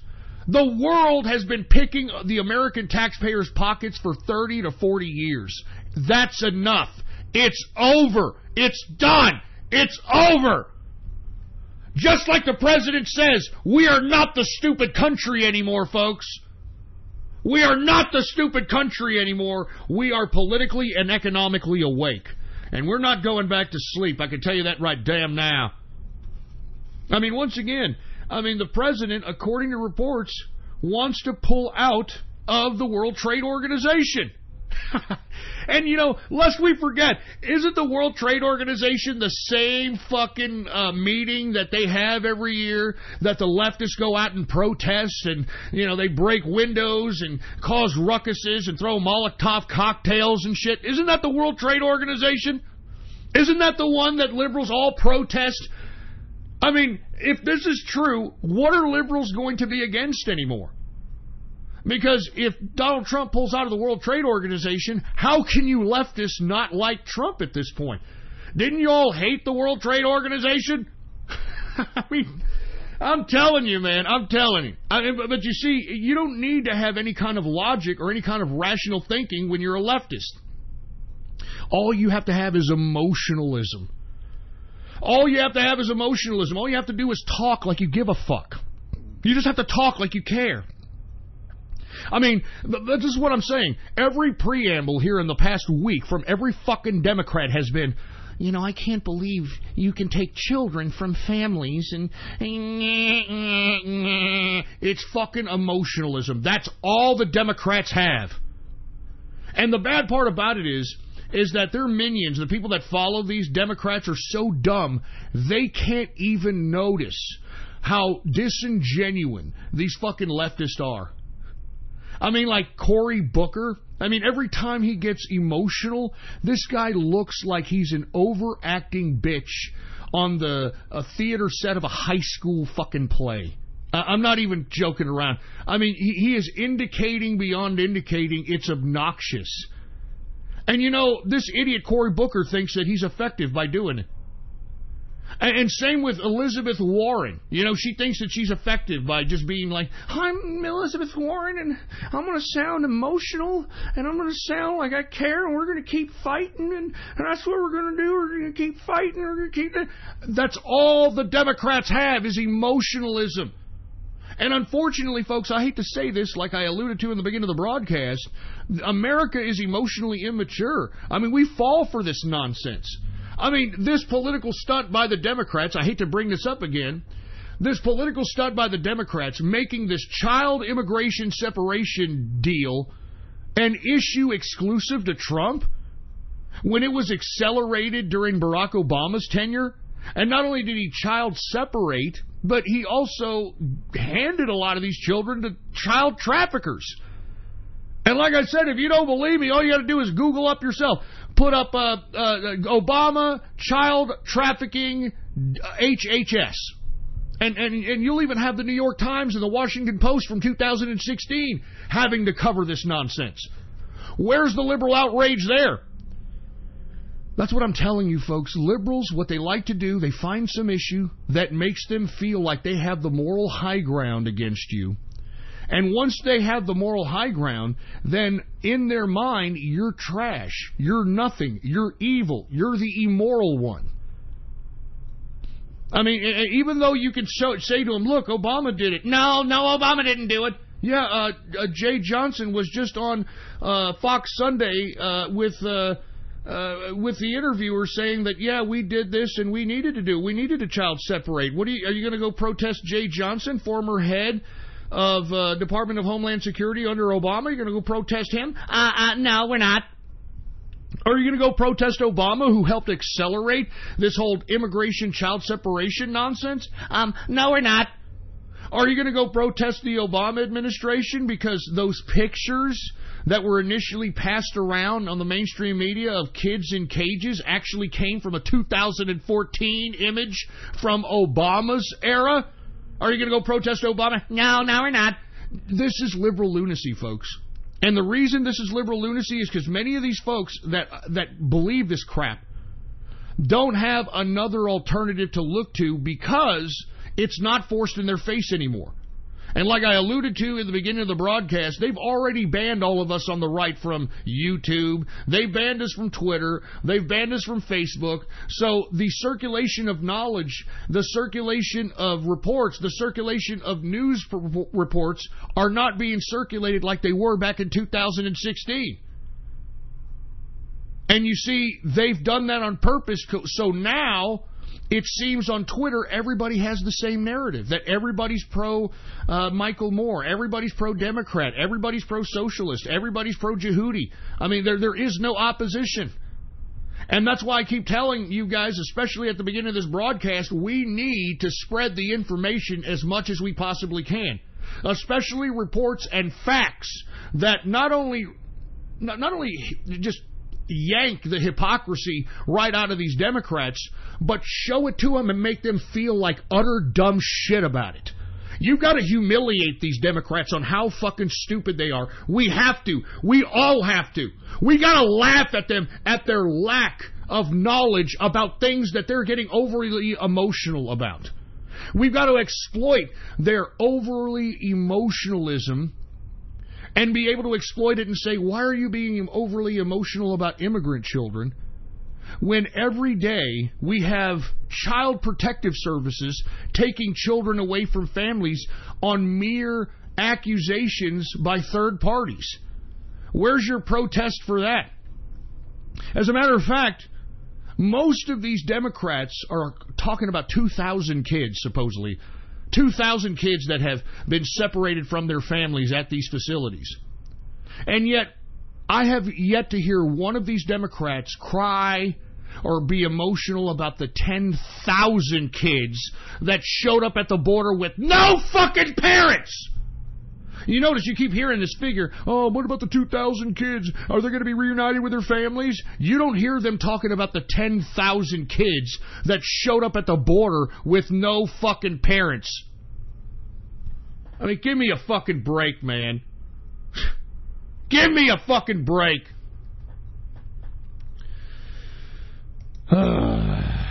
I'm telling you, man. I'm just so fucking sick. I'm just so sick of the hypocrisy. I don't mean to be going over this again. We were supposed to be talking about how the president is going to announce a new Supreme Court justice pick July 9th.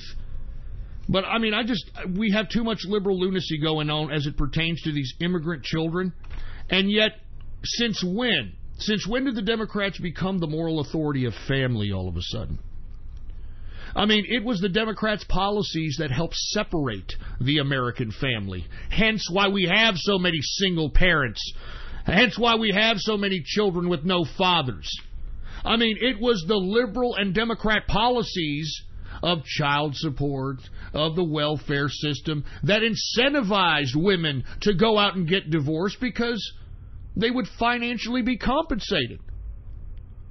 And you mean to tell me that we have now these Democrats putting themselves on a pedestal trying to claim now that they are the moral authority of the world. This is why I keep telling you folks, if you're voting Democrat, then you're voting pro-illegal immigrant and pro-criminals. Because that's all the Democrats come out for. That's all they care about. That's all they care about.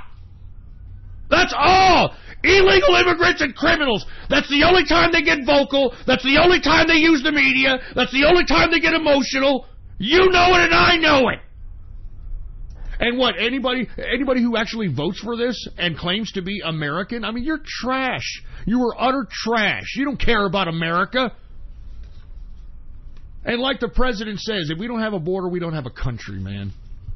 We don't have a border, we don't have a country. Now, even though I'm a little bit melancholy about all this socialism that's being embraced in this country and all these people that are getting overly emotional on these issues that are obviously being politically stunted by the Democrats, one thing that I have that is very, very positive to say about this is that the Democrats and leftists are so triggered. I mean, they realize now that we, as the right wing of the political persuasion, are going to dominate the Supreme Court for at least the next 20 to 30 years minimum. And what I like about this, folks, is because the recent decisions, you know, the travel ban being upheld, which is going to protect our country, which the Democrats like to call the Muslim ban, that's not what the Supreme Court said. Supreme Court ruled in favor of the president, and now we have a travel ban that's going to keep these fucking Yehudis out of our country. And aside from that, folks, the ruling against state-mandated union dues for state employees, that's a big, huge blow to the Democrats. Big, huge blow to the Democrats. No, I mean, because 40 years ago, the Supreme Court ruled that it was constitutional for states to force union dues out of the checks of state employees, whether they want to be a part of the union or not. Well, that was recently overruled. And those are two big rulings that these Democrats are starting to realize that, oh my God, here we're in trouble. I mean, it's red alert. I mean, you know, we've lost. And the reason is, folks, is because whoever's going to be nominated to the Supreme Court here in July 9th, we're going to be able to legally challenge every single law that these son of a bitch fucking leftists have enacted throughout the years. And let me tell you, these leftists I think they have a reason to be a little scared. Because, I mean, we can go back and retry and reestablish precedent on things like abortion. Now, I don't think abortion will ever be illegal, but I think the court will rule that it is a states' rights issue. Like these supposed LGBTQ rights, which can be argued that these rights given by LGBTQ have basically made them a preferred or protected class of people. And there should be no kind of protected class of individuals in this country, especially in a country that has opportunity for all. So I would be a little worried if I was on the left, if you're pro-gay rights, if you're pro-abortion, if you're pro all this bullshit that you leftists were able to make into law through the Supreme Court. I would be very concerned that shit's going to be reversed, because I think it is. I absolutely think it is. And listen, they're all being triggered. I mean, did you see all these left-wing media talking heads, for heaven's sake? I mean, good God. I mean, even Obama said, you have a right to be a little concerned. You had fucking Michael Moore saying, we've got to sacrifice our bodies to stop Trump. We've got to sacrifice our bodies. What the hell does that mean, Michael Moore? You got to sacrifice your body. Are you trying to insinuate some kind of a suicide attack? Are you trying to insinuate that you need to sacrifice your body to commit some kind of violence to stop Trump? I mean, that's how I interpret it. That's why I'm saying, man, we as the right, if you care about this country, man, you can't keep fucking hiding behind your door. You can't keep hiding behind, oh, I've got my job, my family, and I love my life. Your life ain't going to be around unless you are politically active, unless you participate in a government that's made for the people and by the people. Seriously, man. Anyway, once again, reports say that... oh, wait a minute. I got ahead of myself, but... reports say that the President of the United States wants to pull out of the WTO. I even heard, folks, and I hope he does pull out of the World Trade Organization, but I heard also that he told the G7 leaders that the G7 deal that the United States is getting is worse than NAFTA. I'm telling you, man, this guy fucking rocks, man. All right, this guy fucking rocks. All right, man. All right, who else do we have here? We've got John Kelly, the Chief of Staff. All right, the Chief of Staff, John Kelly, is going to be replaced. And the reason he's going to be replaced is because Trump, I guess, thought he was going to bring in, he was a former general. He thought he was going to be able to bring in John Kelly, and he was going to be able to kind of deal with all this swamp nonsense, you know, swamp this and swamp that, and be able to kind of discipline the whole White House into some kind of a, you know, disciplined machine. Unfortunately, the swamp is just overwhelming, and I think at this point in time, Trump realizes that he needs to be Trump. You know what I mean? You know, just let Trump be Trump. You know what I mean? Just let Trump be Trump. And John Kelly, him being the Chief of Staff, I mean, this guy just didn't want to let Trump be Trump. You know, he wanted to, you know, I guess it's in his general nature, you know, being a general. And I think this is why he's going to be replaced. And I don't see anything wrong with it. I don't see it as a big-time mix-up. I think that it's two different styles clashing against each other. And I think we just need Trump to be Trump. And for a little bit there, once General John Kelly became the Chief of Staff, he just wasn't going to let Trump be Trump, baby. Just wouldn't let him. So I'm glad, to be honest with you, John Kelly is going to be no longer the Chief of Staff, and I hope that President Trump chooses somebody that kind of, how can I put this, complements his style, as opposed to trying to suppress his style. Complement his style. Anyway, you all heard yesterday, folks, there was a shooting, once again, another mass shooting, and the reason, let's be honest, folks, the reason that there was a mass shooting yesterday was because to take the heat off of the Rosenstein Christopher Wray testimony, which we're going to talk about in a minute, and also take some heat off of some of the losses that the Supreme Court gave the Democrats. Because this, once again, I think this is pure false flag, folks, okay? This Capitol Gazette shooting in Annapolis, Maryland. Okay, according to reports, Gerard Ramos, 38 years old, the alleged shooter, was disgruntled at the newspaper after suing them for defamation and losing. Okay, that's literally what the story is. 5 dead, 20 injured. And there was no AR-15. As a matter of fact, the Inner Circle and myself, we would talk about, like, guns a lot whenever these stupid makeshift false flag shootings keep arising. And we surmised that you could probably do more damage with a shotgun than you can with a AR-15. And lo and behold, Jared Ramos does a mass shooting at this newspaper, the Capitol Gazette, with a shotgun. Now, the reason I say this is a false flag, folks, is because of many reasons. The typical modus operandi of a false flag, what happens? Well, the first thing that you have to look out for, was there or is there a drill happening during the shooting? Lo and behold, they had a drill of a active shooter in the city, believe it or not, 6 days prior to the shooting. All right, 6 days prior to the shooting, they had a mass shooter drill in the city, which the Capitalist Gazette covered. Okay?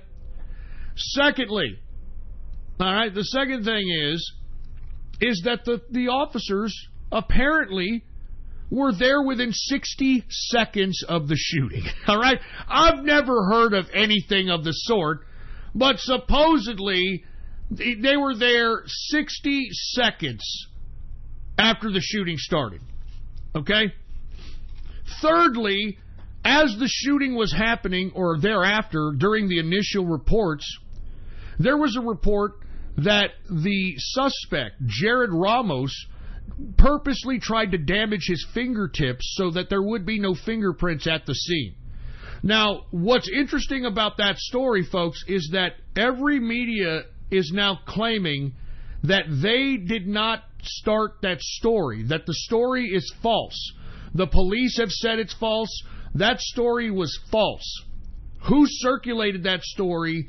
According to those that first leaked the story that Jared Ramos had his fingertips distorted to prevent fingerprints, it was actually circulated, according to the journalists that got the reports, from the highest levels of the police department.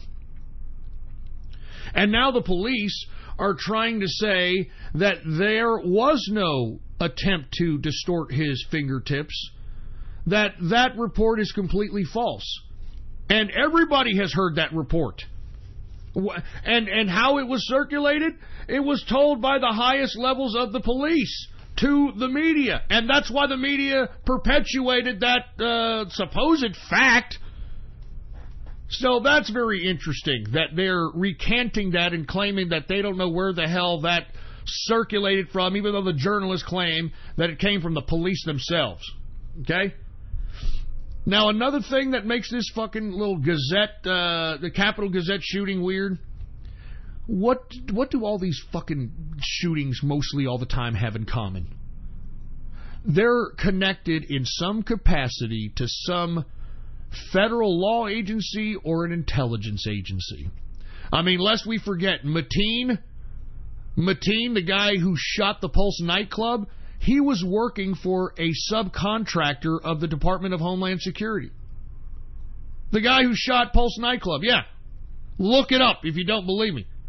You take a look at the Parkland shooting. Look at the most vocal little fruit bowl out of the Parkland shooting, David Hogg. David Hogg's fucking father is big-time FBI.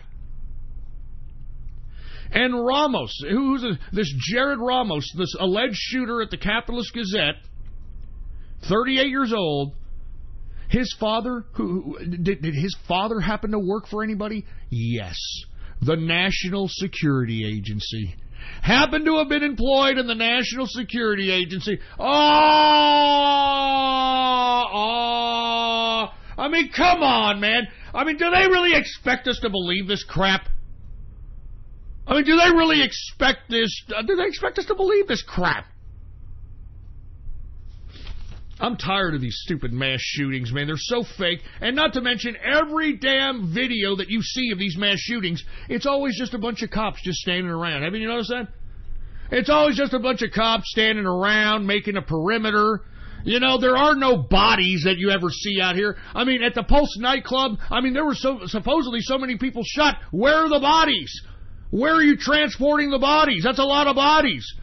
I mean, you know, where was all the bodies at the Parkland shooting? Where are the bodies, man? I mean, why aren't, you know, fucking people bringing them out in gurneys, throwing them in a damn fucking ambulance, and fucking hightailing it out of there? Where are the bodies? Where are the bodies? I don't ever see any bodies, nor do I ever see any kind of, I don't know, any kind of response from the police that are just standing around as if there was an active shooting going on. You would think that if it was an active shooting, you know, people would be a little concerned. Remember the active shooting that happened in Dallas when they were protesting against the Dallas PD for some reason because they shot some black guy or something? And then that inspired, because of the rhetoric that the Democrats were saying that the cops need to be killed and all this stuff, they inspired some black fool that happened to be trained by the military to go into the streets of Dallas and start shooting police. Do y'all remember that? The police weren't standing around during that fucking shit because that dude, that whoever the hell that black guy was really a lone wolf nutcase that took his automatic rifle and started killing police, man. I mean, y'all remember that? Y'all remember the footage of that? I mean, this guy who was killing cops in Dallas was so proficient at hand-to-hand combat, he actually fooled one of these cops that were hiding behind a goddamn pillar in a gunfight and went right at him on the other side and blew him away, man. I mean, that's what I'm saying. You don't see any sense of urgency at any of these goddamn shooting scenes. That's ridiculous, man. That's ridiculous. And by the way, the guy who conducted all that shooting in Dallas, all right, that was out there, you know, shooting cops, and cops were afraid to even fucking confront this suspect. I mean, they let him run the streets shooting people. They had to get a robot. Remember that? They had to get a fucking robot to kill this brother. They had to get a fucking robot. So that's why I'm saying, man, I mean, you know, I never see any kind of sense of urgency whatsoever when it comes to these scenes that they're showing. You know what I mean? The choppers, they're there. You just see a bunch of cops just hanging around. They're just hanging around, not doing a fucking thing, talking about the beer that they're going to have in the next couple of hours. No sense of urgency. If there was an active shooter, you would think that these fucking cops would be getting in position. You'd think they'd be getting a perimeter. I mean, and every time, what do they have? What do they have the people doing? The same MO. A bunch of people lined up with their hands up, running out in a fucking single file line like a fucking drill. Every fucking time. Every fucking time. So, I mean, I just don't believe this one bit. And if you believe that this happened, if you believe that the Capital Gazette shooting was real, then you're an idiot. All right, you're an idiot. And you see, the whole narrative is unfolding right before their eyes. So now you notice that they're calming down the media attention on this because it's not fitting their narrative that they thought. So they're just getting rid of it. Just like the Las Vegas shooting. What happened to that guy? What happened to Las Vegas? It's supposed to be the biggest shooting, mass shooting in American history. We just brushed that shit under the rug. Why? Because the authorities could not have their story straight. And, I mean, they can't give us a motive. They can't give us nothing. So what do? They just brush it under the rug. No big deal. No, don't worry about it. No big deal. I mean, wake the fuck up, people, man. Wake up, for heaven's sake, all right? Anyway, I'm not going to talk about that anymore. Let's talk about another subject matter. Let's talk about why I believe this false flag at the Capital Gazette happened in Annapolis, right? Annapolis, whatever the fuck it's called, Maryland. The reason is because they didn't want anybody to pay attention to the Department of Justice's Deputy Attorney General, Rod Rosenstein, and the FBI Director Christopher Wray's testimony in front of in front of the House Judiciary Committee. Now, I don't know if you saw this, folks, but, I mean, you couldn't get any more fucking guilty than Rod Rosenstein. I mean, Rosenstein kept smirking and smiling throughout the whole fucking testimony. I mean, what a sniveling little fucking rat, for heaven's sake. I mean, seriously, man, I mean, you know, what a sniveling little rat. He thinks that this is a big fucking joke. Now, I sincerely hope that the House, whether it's the House Intel Committee or somebody, the Judiciary Committee, somebody calls for this guy's impeachment, because Rod Rosenstein is probably one of the biggest scumbags, and I'm talking a bureaucratic legal ease scumbag, since fucking Loretta Lynch. Okay? I mean, I can't believe that this bastard was able to smirk throughout the whole goddamn fucking testimony in front of the House Judiciary Committee. I can't believe this. And not to mention, he's still playing coy with the over 1 million documents that have been requested by various committees in Congress relating to not only the Clinton email situation, but the Russia-Trump situation. And you know something else? Rosenstein admitted a lot of shit in this testimony. One of the things that he admitted, folks, is that the FISA warrant that justified wiretapping the Trump administration because they utilized the Russian dossier as fucking evidence. Okay, the FISA warrant, you know, you got to go to the FISA court. You got to say, hey, look, we got to wiretap this guy. Here's the evidence. They used the fucking Russian dossier as evidence, and they fucking granted. The FISA judge granted the wiretapping of Donald Trump. Now, a lot of things were brought out in this testimony. First and foremost, Peter Strzok and allegedly the FISA court judge were buddies and chums. These guys were buddies and chums and shit. Second thing we learned is that Rod Rosenstein never read the FISA warrant and just signed it. Can you believe this? He never read the FISA warrant and just fucking signed it. What? Are you kidding me? You gotta be kidding me! This was in an exchange between Congressman Gohmert from Texas and Rod Rosenstein. As a matter of fact, let me go ahead and put that up. Let me put that up, and I want you to hear.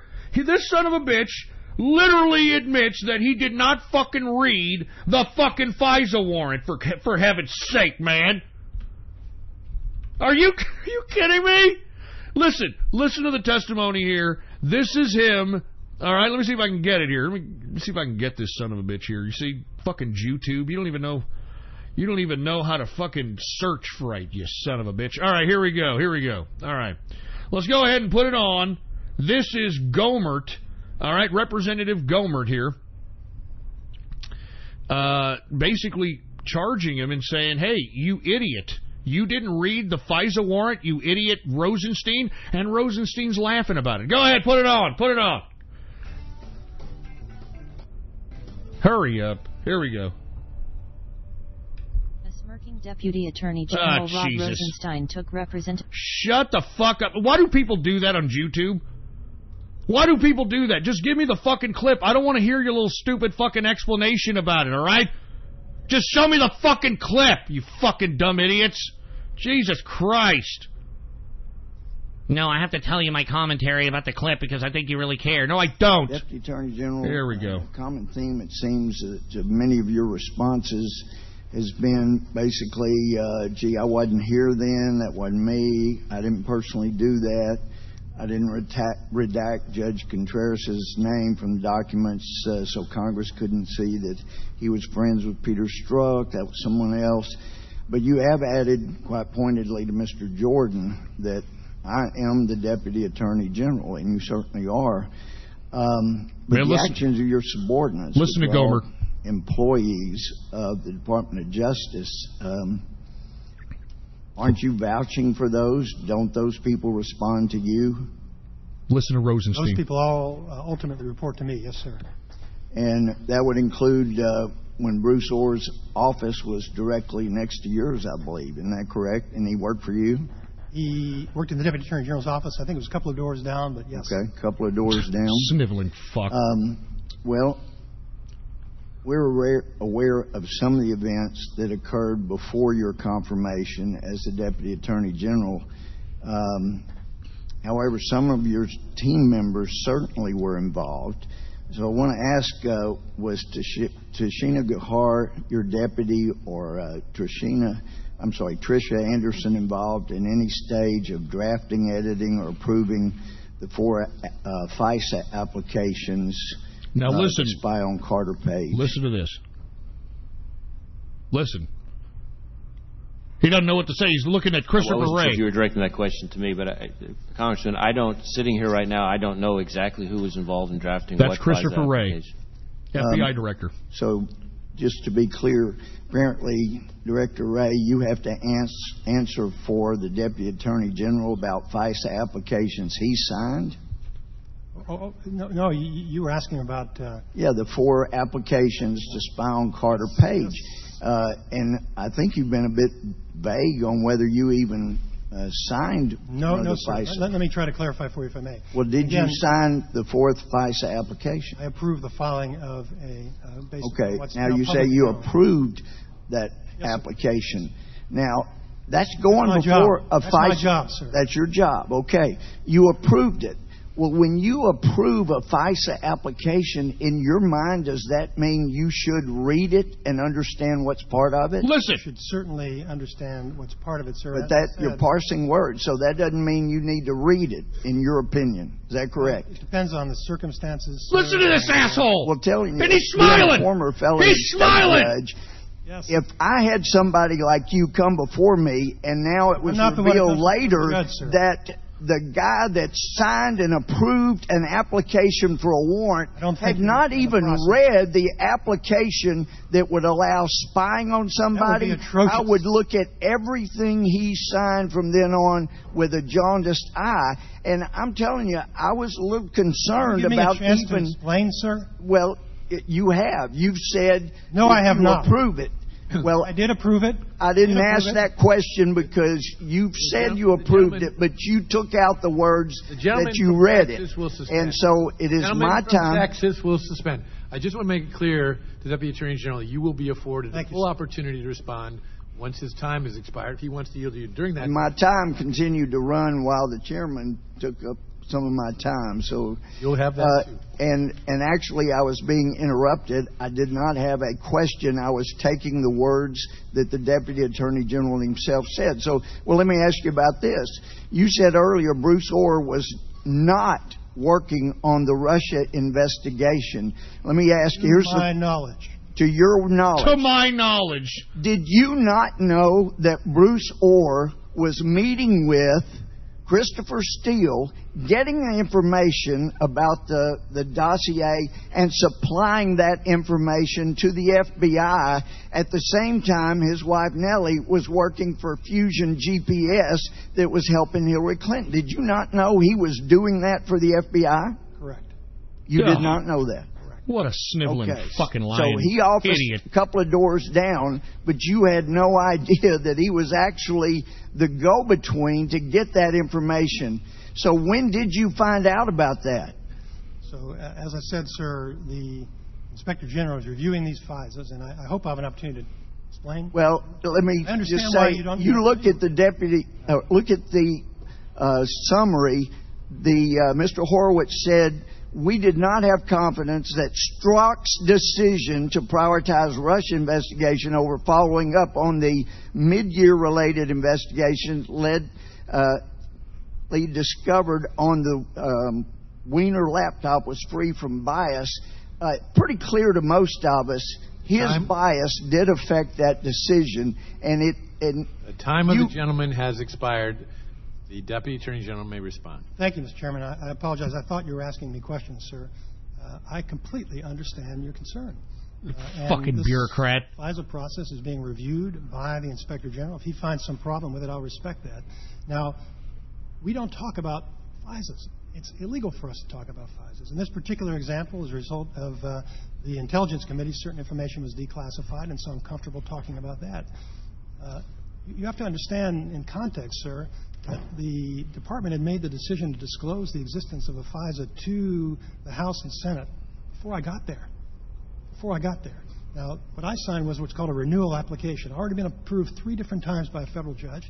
It was signed under oath by an FBI agent who attested that it was true and correct. Now, if he was wrong, we'll hold him accountable. But let's allow the process to conclude before we jump to conclusions. Look at it. About that. I mean, did you all hear that shit? This fucking guy admitted that he did not read the FISA warrant that he signed.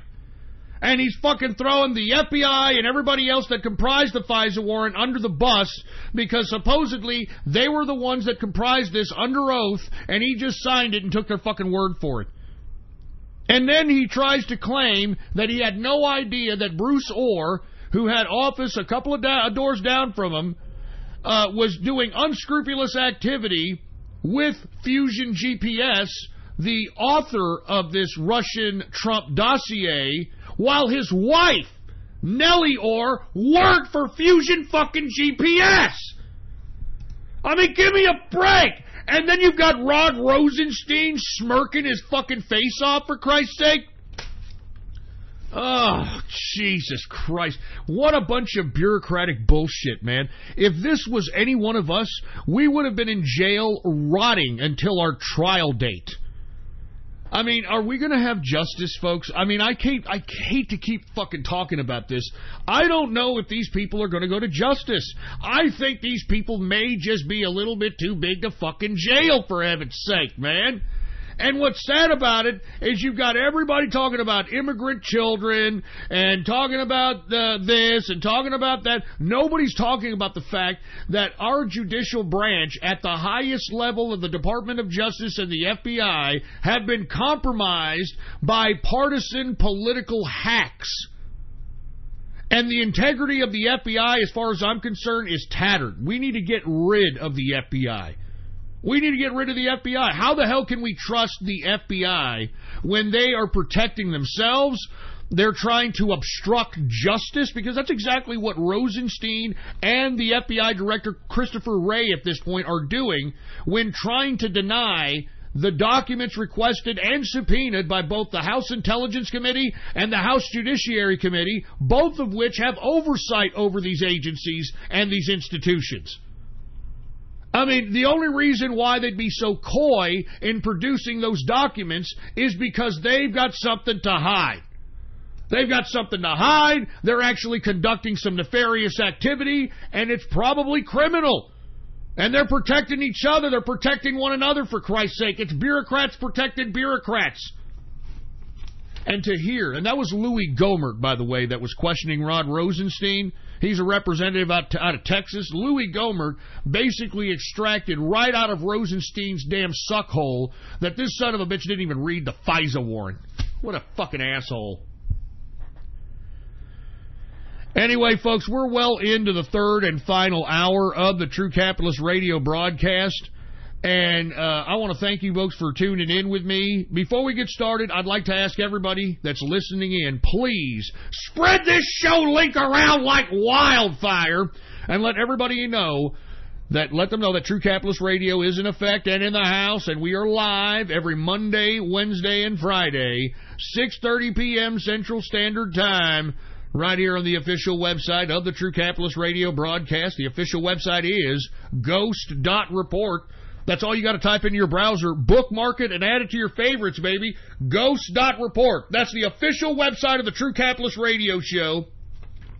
And by the way, if you want to be a part of the True Capitalist Radio chat room, it's very, very simple. All you've got to do is go to my only personal social media account, and that's on Gab, folks.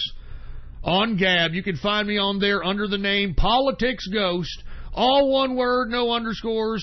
Politics Ghost is the name to follow, okay? And if you want to be a part of the True Capitalist Radio chat room, all you got to do is go to my Gab, Politics Ghost, and hit the subscribe button for premium content, all right? Hit the subscribe button for premium content, and once you do, please private message me on my Gab and let me know your Discord chat name, and I will give you a private invitation to the True Capitalist Radio chat room. It's that damn simple, all right? It's that simple. Once again, folks, the Department of Justice's Deputy Attorney General Rod Rosenstein and the FBI Director Christopher Wray testified in front of the House Judiciary Committee yesterday. Once again, Rosenstein just smirked and smiled throughout his whole testimony. They're both playing coy with the over 1 million documents that are being requested by these committees. And like I said, we just heard from the Louis Gohmert and Rod Rosenstein exchange that Rosenstein admits that he did not read the FISA warrant that was going to wiretap the Trump campaign in 2016. So that says a lot, doesn't it? That says a lot. Anyway, now that we're in the third hour, let's go ahead and cover some international news on this Baller Friday, okay? Let's talk a little bit about the EU. Now, we've been talking about all week that Angela Merkel is literally on her political life support because the Bavarian Interior Minister and the Bavarian political party do not want any more immigrants or migrants coming into the country. They're sick of it. They're tired of it.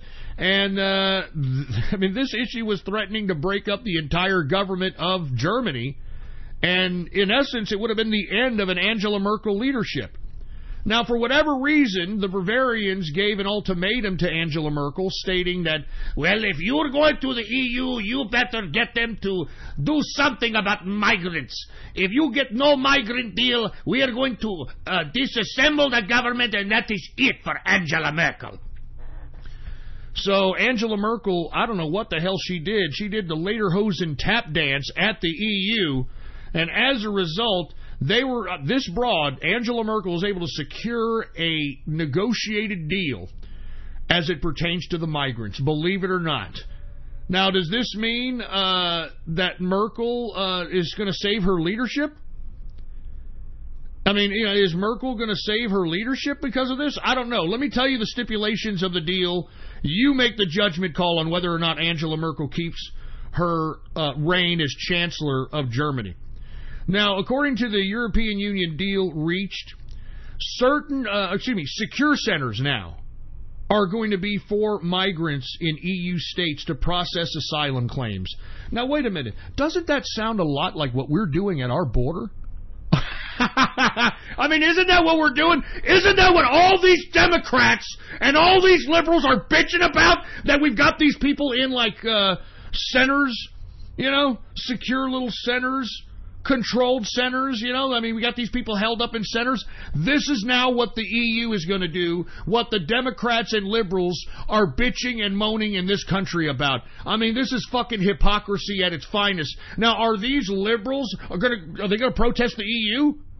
Are they going to protest the EU now that they're going to have controlled centers for migrants so that they can process asylum claims? Now, these secure controlled centers that are going to be set up in the EU, these centers are on a voluntary basis. So each nation state, a part of the EU, has supposedly the voluntary decision on whether or not they're going to have these quote, secure centers within their nation state. And this is, of course, to process asylum claims. Now, any immigrants, or I should say migrants, this is what the Europeans refer them to, any migrants that claims that are not founded or rejected from asylum are going to be supposedly returned to their country. Now, this is all, of course, a bunch of words on paper. This is a bunch of, we shall see what happens. I'm not too sure. I think the damage has already been done to Europe. But this is the deal that's going to save Angela Merkel's leadership in Germany. Once again, the EU reaches a migrant deal. Secured controlled centers for migrants in EU nation states, or I should say EU states, not nation states, EU states, to process asylum claims. Of course, these secure controlled centers are going to be set up voluntarily by any EU state that wants them.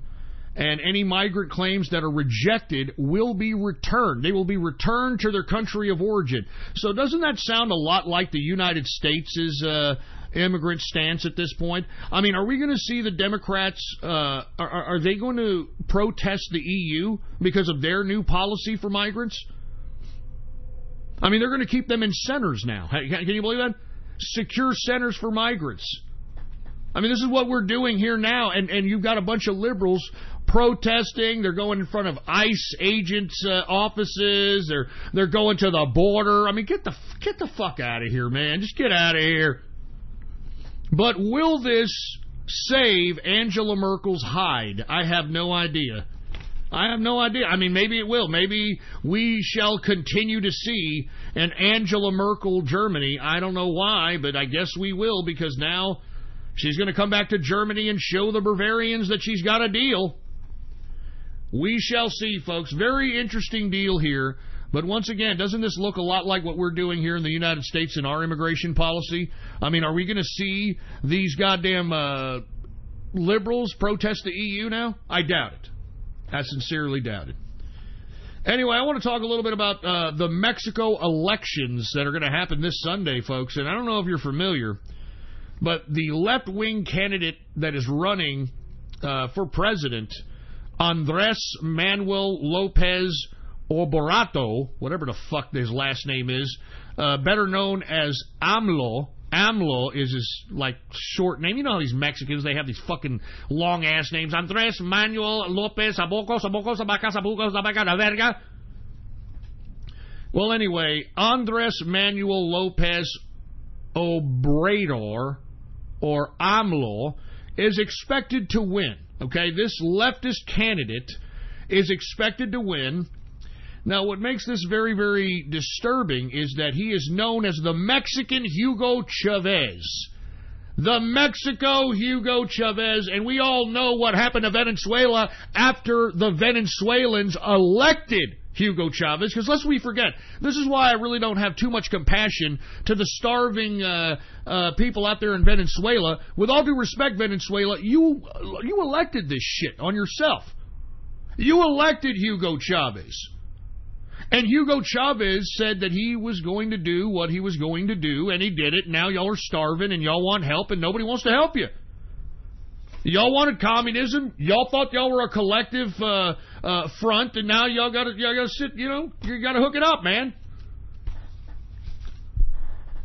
Anyway, this man, AMLO, known as the Mexican Hugo Chavez, aside from the fact that he's a leftist and he may, who knows, he may nationalize private industry, he may do a bunch of stuff. That's what these leftists, these communists do, especially somebody who's known as the Mexican Hugo Chavez. But what's his most interesting call is his call for Mexicans to invade the U.S. border.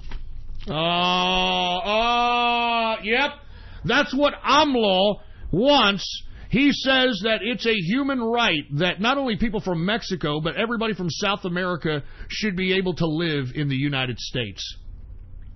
It's a human right. Why isn't it a human right for them to, like, demand that their little pissing ground of countries rectify and reform themselves? How come it's a human right for everybody come to America? That doesn't even make any fucking sense. But this is who we've got that's going to win the Mexican elections. As a matter of fact, the Mexican elections are this Sunday, and it looks like this idiot known as the Mexican Hugo Chavez is going to win the election, man. So what does that mean? Are we going to go to war with Mexico? Because I'll tell you what, I think Mexico will lose. Mexico's never won a war against anybody, man. They're too busy fighting themselves, for heaven's sake. Why do you think they got 2 Independence Days? Give me a fucking break. What the hell's Mexico going to do? They're being suppressed by a bunch of drug lords, for heaven's sake, man. Give me a break. I'm sick of Mexico. I'm going to be honest with you. I'm so sick of Mexico. And you know why? Because I'm going to be honest with you. I'm out here in San Antonio, Austin, Texas. A lot of Mexicans walking around out here, okay? And, a lot of these Mexicans, with all due respect, are not illegal. These people are like 2nd, 3rd, 4th generation Mexicans out here. And, they're not terribly, fond of Mexicans from Mexico. And not to mention, folks, if you happen to be, Hispanics and, you're dark complected or something, you go down to Mexico and you talk like an American, they fucking hate you. Mexicans hate Mexicans from America. They hate it. They hate it. So why are we treating these people with kid gloves? I mean, look at all those Mexicali fucking illegal Mexicans. Whenever they go out and protest in California, what do? They're putting up their Mexican flag. They're putting their Mexican flag on as a band or as a fucking cape and all this bullshit. Viva la Mexico. Why are they in this country if they're fucking down with Viva la Mexico? Why are they in this country if they're flying around the Mexican flag? Go back to your pissing ground country and go fix that shit yourself. How can you say Viva la Mexico when you fucking left that shithole? How can you say Viva la Mexico and fucking fly a Mexican flag in America when you smuggled your fucking smelly ass into this country? When you tried to leave your country, how can you have any pride? You're stupid! They're fucking stupid! Oh, I'm down with Mexico, man. I'm flying around the Mexican flag, baby, even though I left my shithole country to come to America. No! Viva la Mexico! Fuck you! Let me tell you something. That's what Trump wants to change. We're not trying to stop immigrants from coming into this country. We want people that come into this country that love America, that love the Constitution, that love freedom, that don't hate this country. And that's what the Democrats want in this country. They want as many people that hate this country as they possibly can, because the Democrats hate this country. The Democrats hate this country. If they didn't, don't you think that they would be for any other group of people on this goddamn country than illegal immigrants and criminals? Huh? And you notice something, too. You don't see too many black folks, speaking of this immigration issue. You don't see Black Lives Matter and black leftists holding a candle and holding water for this immigration issue. Haven't you noticed that? I'm serious. I'm serious. You notice that you don't ever hear any black leftists except fucking people that are in office like Elijah Cummings and Maxine Waters. Did you hear about Maxine Waters? She's like, man, I got to cancel my events maybe because I'm getting death threats. I'm getting death threats, man. I got to cancel my events. Oh, so you can threaten everybody's life, but nobody can threaten yours? Just shut up, Maxine, you stupid, dumb skankosaurus. I mean, truth be told, folks, do y'all remember that Maxine Waters was saying this type of rhetoric, this type of violent type rhetoric, prior to the L.A. riots in the early 90s? If you don't believe me, why don't you go look that up if you can find it. She was saying the same goddamn violent rhetoric back then prior, I mean, just right before the L.A. riots. And if you want my opinion, I think that she helped inspire some of that. I mean, that's her fucking district. I'm just saying, folks. I mean, I'm just saying. But anyway, like I said, man, I mean, this is what we have to look out for, in my opinion. This Mexican election on Sunday, the left-wing candidate for president looks like he's a clear winner. Andrés Manuel López Obrador, AMLO is his, AMLO is his like short nickname. And he's expected to win, known as the Mexican Hugo Chavez, and he believes that everybody from Mexico and South America has a human right to invade the United States border and live in America. I mean, this guy's calling for an invasion of our country, So, I don't know what the hell we're going to do with Mexico, but I hope we do something. I'll tell you that right damn now. And like I said, man, Mexican Americans, they hate Mexicans from Mexico. Because Mexicans from Mexico think they're so fucking great, even though their country sucks. Their country sucks, for Christ's sake. I'm not even kidding. And if you don't believe me, go, if you're a Mexican American, second or third generation Mexican, go to Mexico and see what I'm talking about. Go to Mexico and try to talk like Spanish. And, most, Mexicans that are Mexican American, Hispanics, most Mexicans out here, they talk Spanish rather like slow and deliberate. And when you talk slow and deliberate Spanish over there, they know you're a fucking American, and they'll fucking spit on you. They'll hate you. They'll try to rob you. That's how it is. They'll even try to kidnap you, man. I'm not joking. That's Mexico for you, right? But, the liberals, they love Mexico, right? They love Mexico. Mexico's a dirt shithole. And you know what's sad? And like I said before, folks, Mexico could be the next China economically. I mean, it could legitimately be the manufacturing base of North and South America, and it could be a prosperous nation. But because Mexicans in Mexico are so damn machismo and fucking stupid, it's never going to happen. I mean, the only revolutionary that Mexico could be proud about, what the hell was his name, for Christ's sake? Zapata. Zapata was probably the only revolutionary that the Mexicans could really be proud of that actually cared about the country of Mexico. That wasn't like Pancho Villa, some fucking attention media whore that utilized Hollywood to, bolster his reputation when he was nothing more than a fucking vagrant. Zapata, believe it or not, was probably not only the only revolutionary that Mexico has that they should be proud of, but he was an intellectual as well. I mean, he was actually a guy that wrote writings and was an intellectual. Well, guess what? Zapata got killed by his own Mexicans. Yeah, there you go.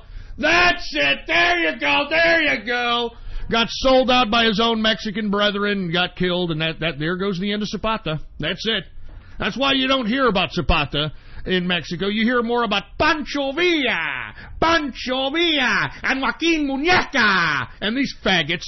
And all they did was utilize Hollywood, all right, to bolster their fucking prominence, not only with America, but from the fucking people on the other side in Mexico. It makes me sick.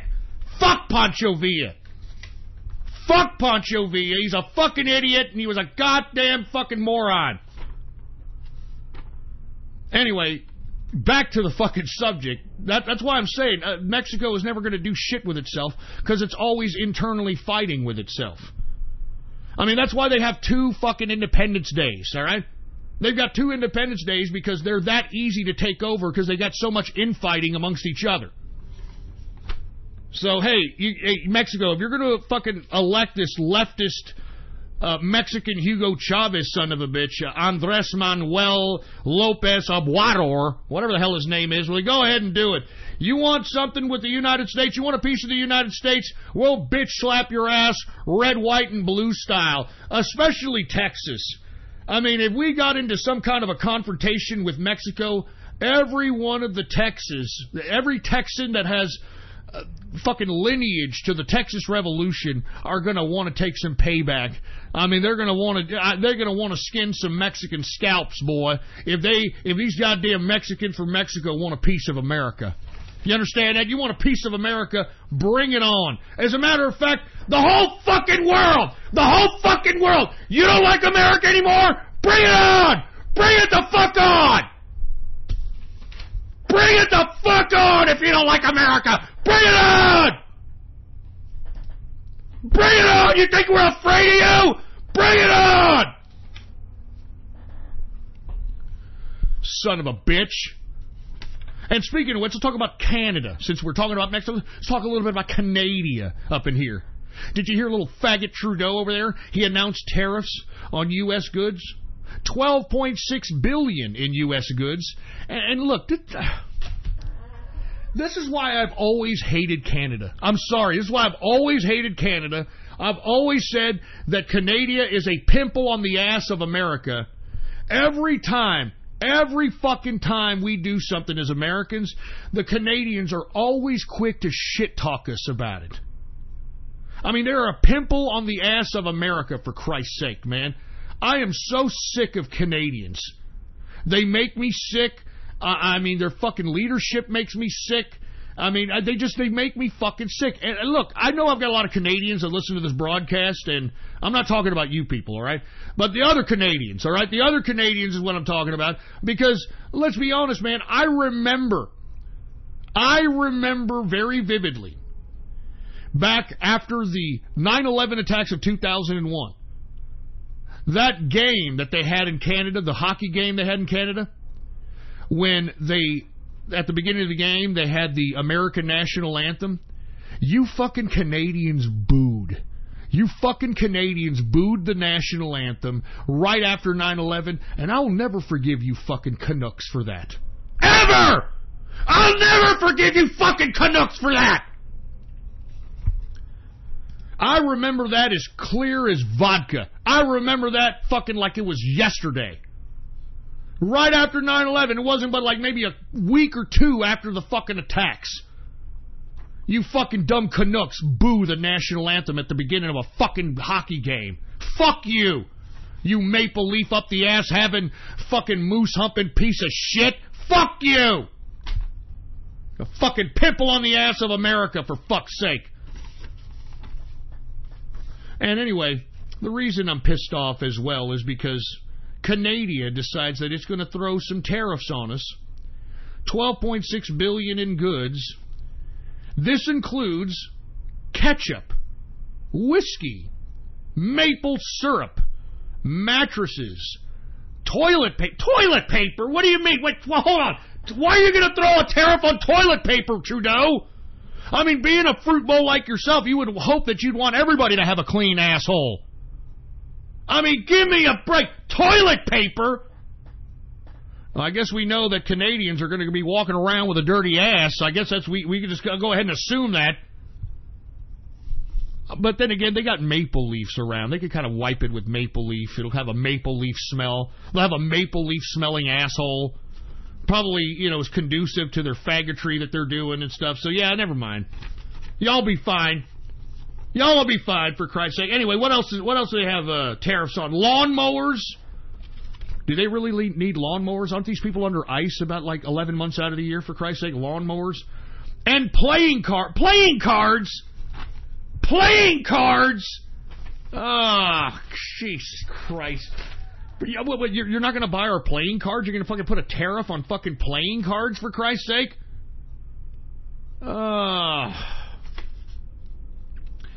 Let me tell you, I'm really offended by Canada doing this, but you know what, Trudeau? Go fuck yourself. You know what?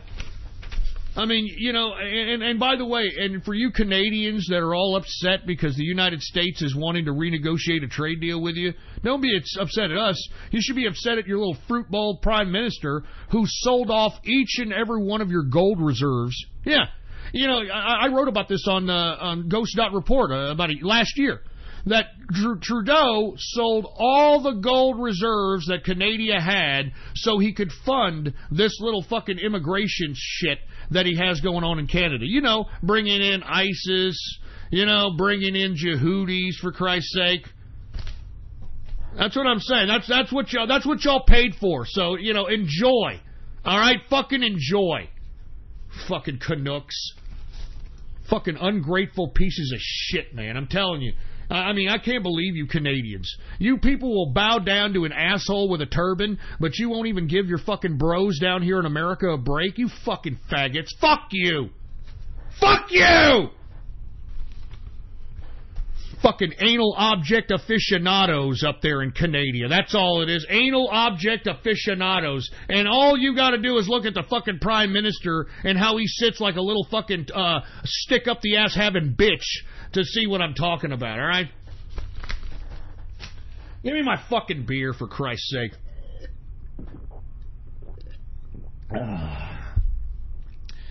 All right.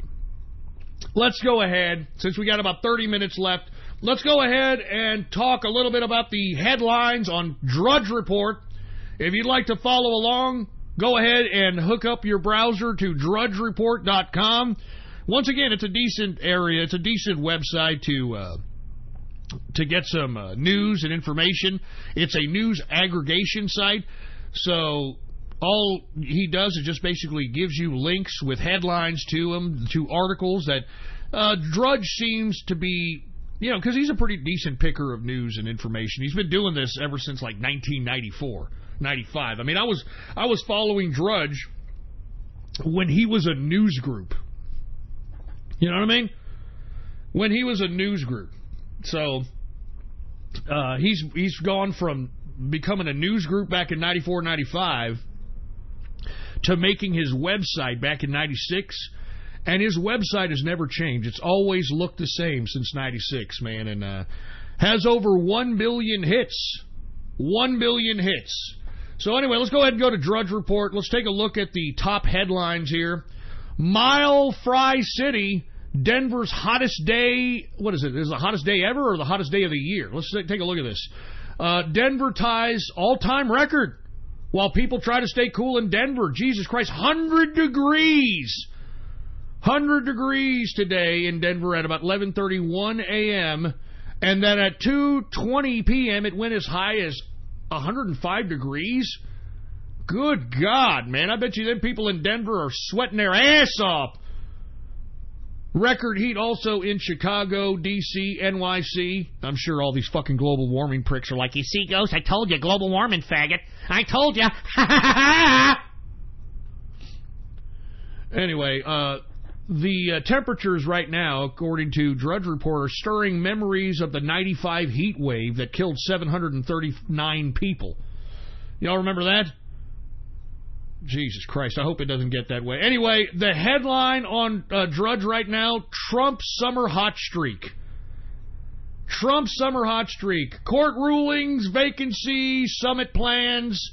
It's all going well for Trump, folks. But I strongly advise you to stay vigilant and realize that you have a lot of disgruntled fucking leftists out here that are not just leftists. I mean, these guys are fucking, they're socialists. They're communists. I mean, this is what we have facing out here, man. This is not just Democrats anymore. Anyway, let's go to the next headline here. We've got Hillary calls for strength to resist Trump. Can you just go away, Hillary? I mean, even her own Democrats want her to just go the hell away. Stop talking, all right? Why don't you go with your little, I mean, isn't that alleged lover of hers, Huma Abedin? She's still hanging around. Or why don't you and Huma go to some Club Med somewhere, dive on each other's muffs, and never come back out in the public? We don't like you, Hillary Clinton. No one likes you. You are a disingenuous, hateful woman. No one likes you. Shut the fuck up. Jesus Christ, man. She's got to be drinking children's blood to stay alive, for Christ's sake, man. I'm serious. I mean, I have never seen someone so crippled and decrepit stay alive for so long, you know? I just can't believe it. Anyway, did y'all hear her today? She tried to, you know, compare herself to Churchill. She tried to compare herself to Winston Churchill, for Christ's sake. Just shut up, Hillary! Just shut up! I mean, why don't you go pleasure your man for once in your life? Although, I don't know, man, Bill Clinton looks like he's dying of the AIDS, man. I don't know if you would want to touch his penis. I'm just saying, man. Have you seen Bill Clinton lately? He can barely talk, for Christ's sake. I can't barely talk. Can't barely talk no more. I used to have all these women swinging from my nuts, and now I'm an old man. I don't know if I got the AIDS or what. I don't know what I'm going to do. I love women. I love raping them. I love raping women. I love sexually abusing women. I love sexually abusing them very bad. I just can't help it. But I'm the victim. I'm a victim. I left the White House in $17 million worth of legal debt. Because, you know, raping women, it costs a lot of money. It costs a lot of money to rape women. I mean, shut the fuck up, man. Good God. And once again, it has it on the headlines Drudge that Michael Moore is calling for people to put their bodies on the line to stop Trump. People to put their bodies on the line to stop fucking Trump. I mean, what does that mean, folks? That obviously means violence. And I'm telling you, they better watch out what they wish for, all right? That's all I'm saying, because I'm sure as hell ready. I mean, are you kidding me?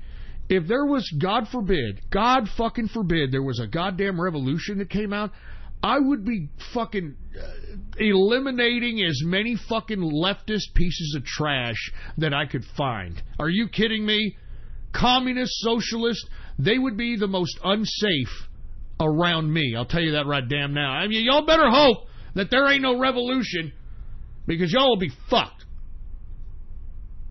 Anyway, it says, here's the next article. Ex-NASA professor claims many governments have covered up alien encounters. Oh, yeah, really? We're covering up alien encounters now? What do we got? We got fucking aliens working here now? Huh? They're sitting here, living here, making a life? Huh? Get the fuck out of here. I don't believe in this alien bullshit, man. It's all a bunch of psyop to psyop everybody. Aliens. We got aliens! I'm not a big alien fan. I'm sorry. I don't believe in aliens. All right, I don't. I mean, if we're going to believe in aliens, well, then why don't we just believe in zombies while we're at it? Why don't we believe in, like, mummies coming back to life while we're at it? You know, why don't we just go ahead and believe in werewolves? Oh, that's right. We do now. That's right. Oh, that's right. We're living in fantasy land where you can become a fucking vampire and live forever. I mean, get the fuck out of here. Oh, my God. Who else? Doctor on probation after exempting boy from vaccines. What the hell does that mean? So, I mean, what, exempting boy from vaccines? He's going to be suspended? I got to read this. California doctor critical of vaccines is punished for exempting 2-year-old boy from all childhood vaccines. In a decision that could signal how California's fierce vaccine debate will play out in the coming years, the Medical Board of California has ordered 35 months probation for Dr. Bob Sears, an Orange County pediatrician well known for being sympathetic to parents opposing vaccines. I don't blame him. I mean, I think vaccines have a lot to do with these weird ailments that we're finding all over the place. I mean, and that includes cancers and these weird ailments that are afflicting children and autism, all this bullshit. In 2016, the board threatened to revoke Sears' medical license for wrongly writing a doctor's note for a 2-year-old boy that exempted him from all childhood vaccines. This week, the medical board settled on a lesser punishment. I mean, are you kidding me? Sears can keep practicing medicine, but will be required to take 40 hours of medical education courses a year, as well as an ethics class, re-education camp, and also be monitored by a fellow doctor. He also must notify all hospitals and medical facilities where he practices of the order and is not allowed to supervise physician assistants or nursing practitioners. Oh, Jesus Christ. I mean, let's be honest, folks. Look, when I grew up, man, I literally only had, maybe not my whole lifetime, like 4, maybe 5 vaccines. Even when I was a baby. 4 or 5 vaccines in my entire life. You know what? I may have gotten a booster, you know, when I got a bad cut and had to go to the emergency room. So I'll make it 6, all right? Like a little booster, you know, boost your immune system and shit. That's it. And now, folks, I hear that before age 2, I mean, there's like 30 vaccines or some shit like that, 30, 40 vaccines that these children are vaccinated with. I mean, are you kidding me? I mean, I get fucking a little nervous whenever, you know, you've got like a new dog and you got to vaccinate it and you got the fucking vet saying, well, we gotta have this vaccination and that vaccination and the flu vaccination and parvo vaccination and rabies vaccination, and they're fucking just, you know, I mean, it's like, whoa, shit, calm down. But now they're treating your goddamn kids like they're a puppy, like they're a fucking dog. I mean, like 30 or 40 vaccines before they're 2? I mean, that's just unheard of. That's ridiculous. And that's supposed to not have any kind of effect on the developmental stages of a child? Give me a fucking break, man. And all you people that are like, oh, you know what, Ghost, you're dangerous because you're not listening to the institution of science. Yeah, the same institution that recently put out an article that stated, well, we've kind of overdiagnosed breast cancer. And, you know, a good majority of the breast cancers really didn't necessarily need to be surgically removed, nor did they need any kind of radiation or chemo. So, sorry. Sorry, guys. How many people have probably died because they got some fucking over-sensational diagnosis by a doctor who saw maybe a small mass in a breast and used that as a means to justify surgery and chemotherapy, and unfortunately, they died. And now they come out, and look, you could go fucking Google search this shit if you don't believe me. They're now saying that, well, we kind of overdiagnosed breast cancer, and a lot of the breast cancers that we diagnosed, we really didn't need to do surgery nor chemo. So, yeah, we're sorry, guys. Sorry we took your mom, your grandma, or your aunts, or anybody else who died of breast cancer. We're sorry, guys. We know better now. Same thing with the prostate cancers, man. I mean, I go back to one of my favorite broadcasters, Don Imus. Don Imus was diagnosed with prostate cancer in 2008. 2008. And instead of getting the whole cut open and then, you know, chemotherapy, he decided, you know what? I'm just going to go ahead and deal with this holistically. I'm not going to sit here and put myself through all this cutting open and chemotherapy and risk my life. I'm a frail old man as it is. So he dealt with it holistically, and believe it or not, folks, he's cancer-free and he's still alive. He's still alive, 2018. I mean, I think had Don Imus went under the knife and done the prostate surgery and done the prostate medicine and done the prostate chemotherapy, he wouldn't have been alive for the next 2 years after the diagnosis. That's what I'm saying. You're gonna believe the institution of science? I mean, that's what we have to realize, folks, that the institution of science is the most corruptible institution. Because now, what science is, it's no longer the investigation of the unknown, it's now settled science, which science should never be settled. You know, science should never be settled. It should always be up for investigation, experimentation, etc. But now the scientific institutions are now posing science as settled science. No, you need vaccines. It's settled science. No, climate change is happening. It's settled science. And if you don't believe us, we want to throw you in jail. I mean, that's what at least Bill Nye, the science guy, said. He wants to jail people for denying climate change. So I'm just saying, man, I would strongly advise people to kind of, look twice before you start believing everything the institution of science says. Because in my opinion, you've heard the proverbial mad scientist. I mean, you don't think that there's a lot of mad scientists that want to take out themselves being bullied and their bad upbringing as a child? You don't think they want to take that out on the world? Come on, man, wake up. These are human beings here, okay? These are fucking human beings that have evil human thoughts and evil human intentions, etc. Anyway, let me move on. I'm going off keister, for Christ's sake. Who else do we have here? We've got, what is this? Europe's biggest sex festival. 700 swingers meet in a field. Oh, Jesus Christ. You know something? It's always the ugly fucking people that partake in these, like, weird sexual type of situations. Like swingers and, threesomes, foursomes, fivesomes, orgies, gangbangs, whatever. It's always ugly fucking people, all right? It's never like what you see in the pornographic movies, like everybody's fucking a beautiful person, No. Everybody's a fat, slovenly, old, wrinkly, disgusting piece of fucking protoplasm that you don't even want to touch with B. Arthur's cock. And, this is what most of these, like, weird sexual liaisons are all about. 700 swingers meet in a field. Oh, Jesus. I mean, come on, man. Come on. And then we wonder why the AIDS is so prevalent, right? Then we wonder why there's so much herpes and the warts and all this other bullshit, right? You fucking sick fucking maniacs. Good God. Good God. Anyway, let's continue going.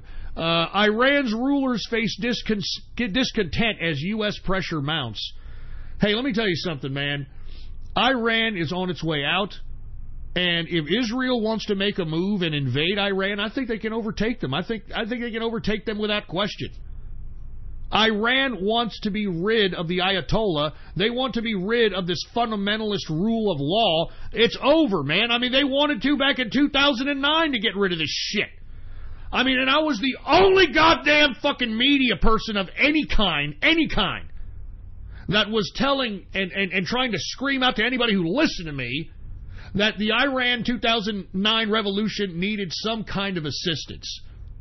And it didn't need to be direct military assistance. It could have been clandestine. But nobody did a goddamn thing. Nobody did a goddamn thing. I think now more than ever, Iran is ripe to be overtaken. It's ripe as hell, and that's what it should be. Because, man, the Iranians, especially their government now, used and abused the people so much that that's why you have nothing but younger people. I think the average median income is like 27. Or, excuse me, the average median age, is 27 years old. 27 years old. That's because Iran would fight these ridiculous holy wars and sacrifice most of their population just so that they can win it. Iran was one of the more prominent nation-states that utilize suicide bombings, remember? I remember in the 80s, there was a news report on one of these news programs that showed that these Iranians, once they blew themselves up, that they would be honored in Iran. They would have, like, streets named after them, or their faces would be put up in certain areas of cities, etc. But these young people don't want to have nothing to do with that anymore. They're tired of this cult of death. And that's pretty much what most Muslim and Islam is. It's a cult of death. I mean, it was Solomon Rushdie that wrote the Satanic Verses. Remember the Satanic Verses, the book? That book caused the Ayatollah of Iran to instate a fatwa on Solomon Rushdie, and Solomon Rushdie has been living in fucking hiding ever since. I mean, when the hell did he write that book, Satanic Verses about Islam? It was like 84, 85? Some shit like that? And then after that, the Ayatollah implemented a fatwa on him, and he's been in hiding ever since. Cult of death, man. Cult of death. Anyway, let's go to another one. Here, sex workers leave Twitter for Switter after controversial U.S. law. What the hell is this? What the hell is this? This is out of USA Today, some rag of a news publication, but let's take a look at it. This is written by Elizabeth Schumacher and Deutsche Welle. Sex workers have been a mainstay on social networks for more than a decade. Twitter in particular handed escorts a number of tools that allowed them to protect themselves. A way to screen clients, anonymity, the ability to find customers without taking to the streets, or working for a pimp. But since April, sex workers have almost completely vanished from Twitter, instead flocking to the Austrian domain Switter.at. All right, did I just advertise a literal... Jesus Christ. Anyway, let me continue. Why? Because that was the month the U.S. Congress passed a bill known as FOSTA, or FOSTA/SESTA, short for Fighting Online Sex Trafficking Act and Stop Enabling Sex Traffickers Act, which is aimed at curbing underage trafficking and holds internet service providers liable for what users might create on their platforms. Oh, man. So, this is why you don't have the personal ads in Craigslist anymore, you know? This is why Backpage is no longer around anymore. Because of these, the Fight Online Sex Trafficking Act and the Stop Enabling Sex Traffickers Act. And I know a lot of you lonely cocks out there, y'all are a little upset because, man, I used to go on Backpage to get me a slut bag, and oh my God, I can't believe it. What am I supposed to do? Am I supposed to just wax my carrot? What am I supposed to do? I want a prostitute, man. I want to bump a real live one, man. Jesus Christ. Anyway, once again, now they're going, I guess if you're looking for a prostitute, I guess you can go to Switter. All right, so for all you desperate hounds out there, SWITTER.AT is the new place so you can find yourself a woman of the night. And if you're one of those people that are gay or likes trannies, I don't know if they do that over there. Who the hell knows, all right? Who the hell knows? Parents posting pics of kids on social medias risk human rights, warns the UN. What the hell are you talking about? This is out of the Telegraph. Parents who share pictures of their children on social media putting their human rights at risk. This is written by Olivia Ruggard. Parents who share pictures of their children on social media are putting their human rights at risk, the United Nations has warned. The UN Special Reporter, Joseph Kanatasi, I mean, can you just get a fucking decent last name? Kanatasi said that strong guidelines were needed to preserve the rights of children whose parents upload videos and images of them. During a mission to the UK to assess the privacy situation, he also found that kindergarten-aged children were being surveilled using CCTV at school and in their bedrooms. At a press conference on Friday, he suggested that there could be a rising number of cases involving children who argue that their rights have been infringed because their parents had posted videos and images of them on the internet. Now, look, I don't completely disagree with this. You know, I really don't. I completely don't disagree with this at all. I am rather shocked that parents are so willingly and freely putting pictures of their children on the internet and putting them in very precarious situations. You know, I mean, you know, because you're a kid, you don't know what the hell you're doing. You know, and you know, your parent could be putting you on there, making a fool out of you as a baby. You're going viral, for Christ's sake. So I kind of understand where this issue is coming from. I mean, I really kind of do. I mean, but is it infringing on their human rights? I'm not sure if it's infringing on their human rights. I think it's infringing on their future. I mean, you know, this is documentation that's going to be forever on the internet for anybody to search and watch. And I think it's kind of sick. I think it's kind of freaky. We should not be able to search on the internet and find everything about people's lives. You know, like, oh, look, here he was as a kid. And listen, folks, that's where all this doxing comes from. Doxing comes from this. Everybody leaves a goddamn internet footprint. And many people, they use the internet when they're naive and stupid, and they put their personal information during the first year or two while they're on the internet. Then they get introduced to the sick bullshit that ends up turning them into deviants or whatever, and they just evolve. You know, I mean, anytime you dox anybody, if you ever do, I don't advise that, but if you do, you'll notice that their online footprint from 1 year to the next year to the next year, it just completely evolves into something completely whacked out and freaked out. And what doxing is, aside from like who they are and their name and their phone number, what's even more embarrassing about doxing is all the shit that they've done on the internet. Whether or not they patronized anime porn or, you know, they're furries or they're dorks, you know, I mean, you can find out everything. Find out pictures when they were kids, when they're teenagers, when they're adults. I mean, all this shit, man, and that should not be accessible to everybody, man. I mean, I learned that back at fucking 1994 when I first got it, 93, 94 when I first got on the internet. I wasn't going to give my personal information for dick, man. Are you kidding me? I knew this was going to happen. I knew that privacy, especially the way that the internet was going at the time, wanting everybody's private information, was going to be very vulnerable to those that were willing to just give their information out. I mean, identity thefts, I mean, you know, all kinds of shit. So in my opinion, man, I mean, I kind of understand where this person's coming from, that parents should not be posting videos and pictures and all this shit of their children, talking about their children's problems. And no, I mean, you know, that person that is going to be an adult someday, that kid has the right to be his own person or her own person. Not the person that mom or dad put on the internet and made into a certain narrative.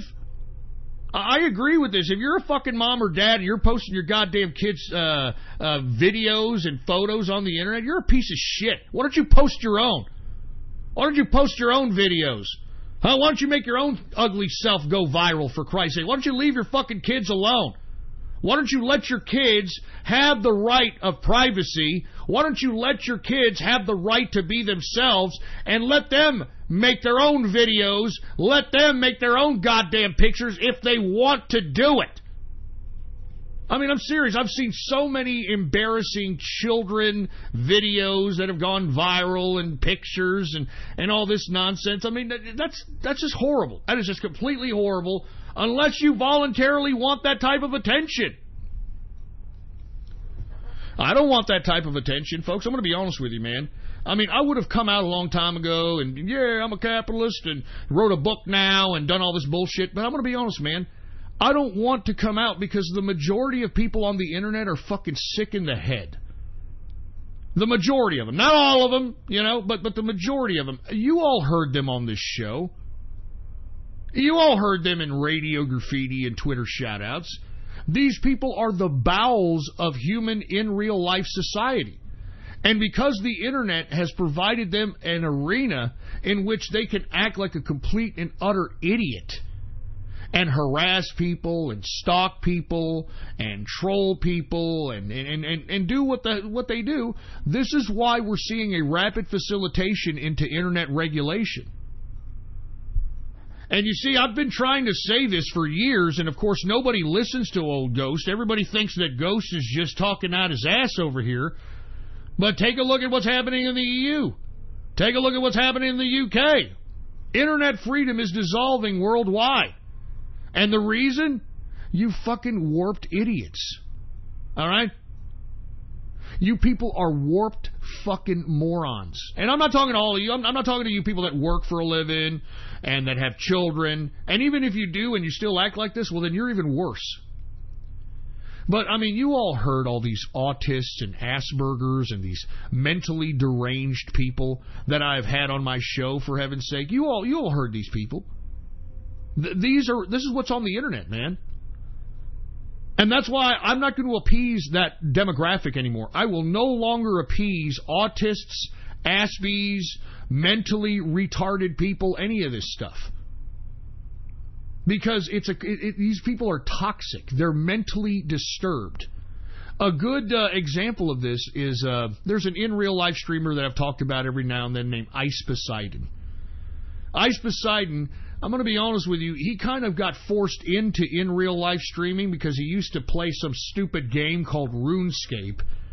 And for whatever reason, they doxed him on RuneScape, found out where he lived, they sent him pizza, the whole shit. So he finally said, hey, dude, you already know where I live, dude. I don't care. I'm going to put myself on the camera, dude. And, he started, talking garbage on the camera while playing RuneScape. Kind of became a little popular. And before you know it, he just, literally blew up on the internet as somebody that,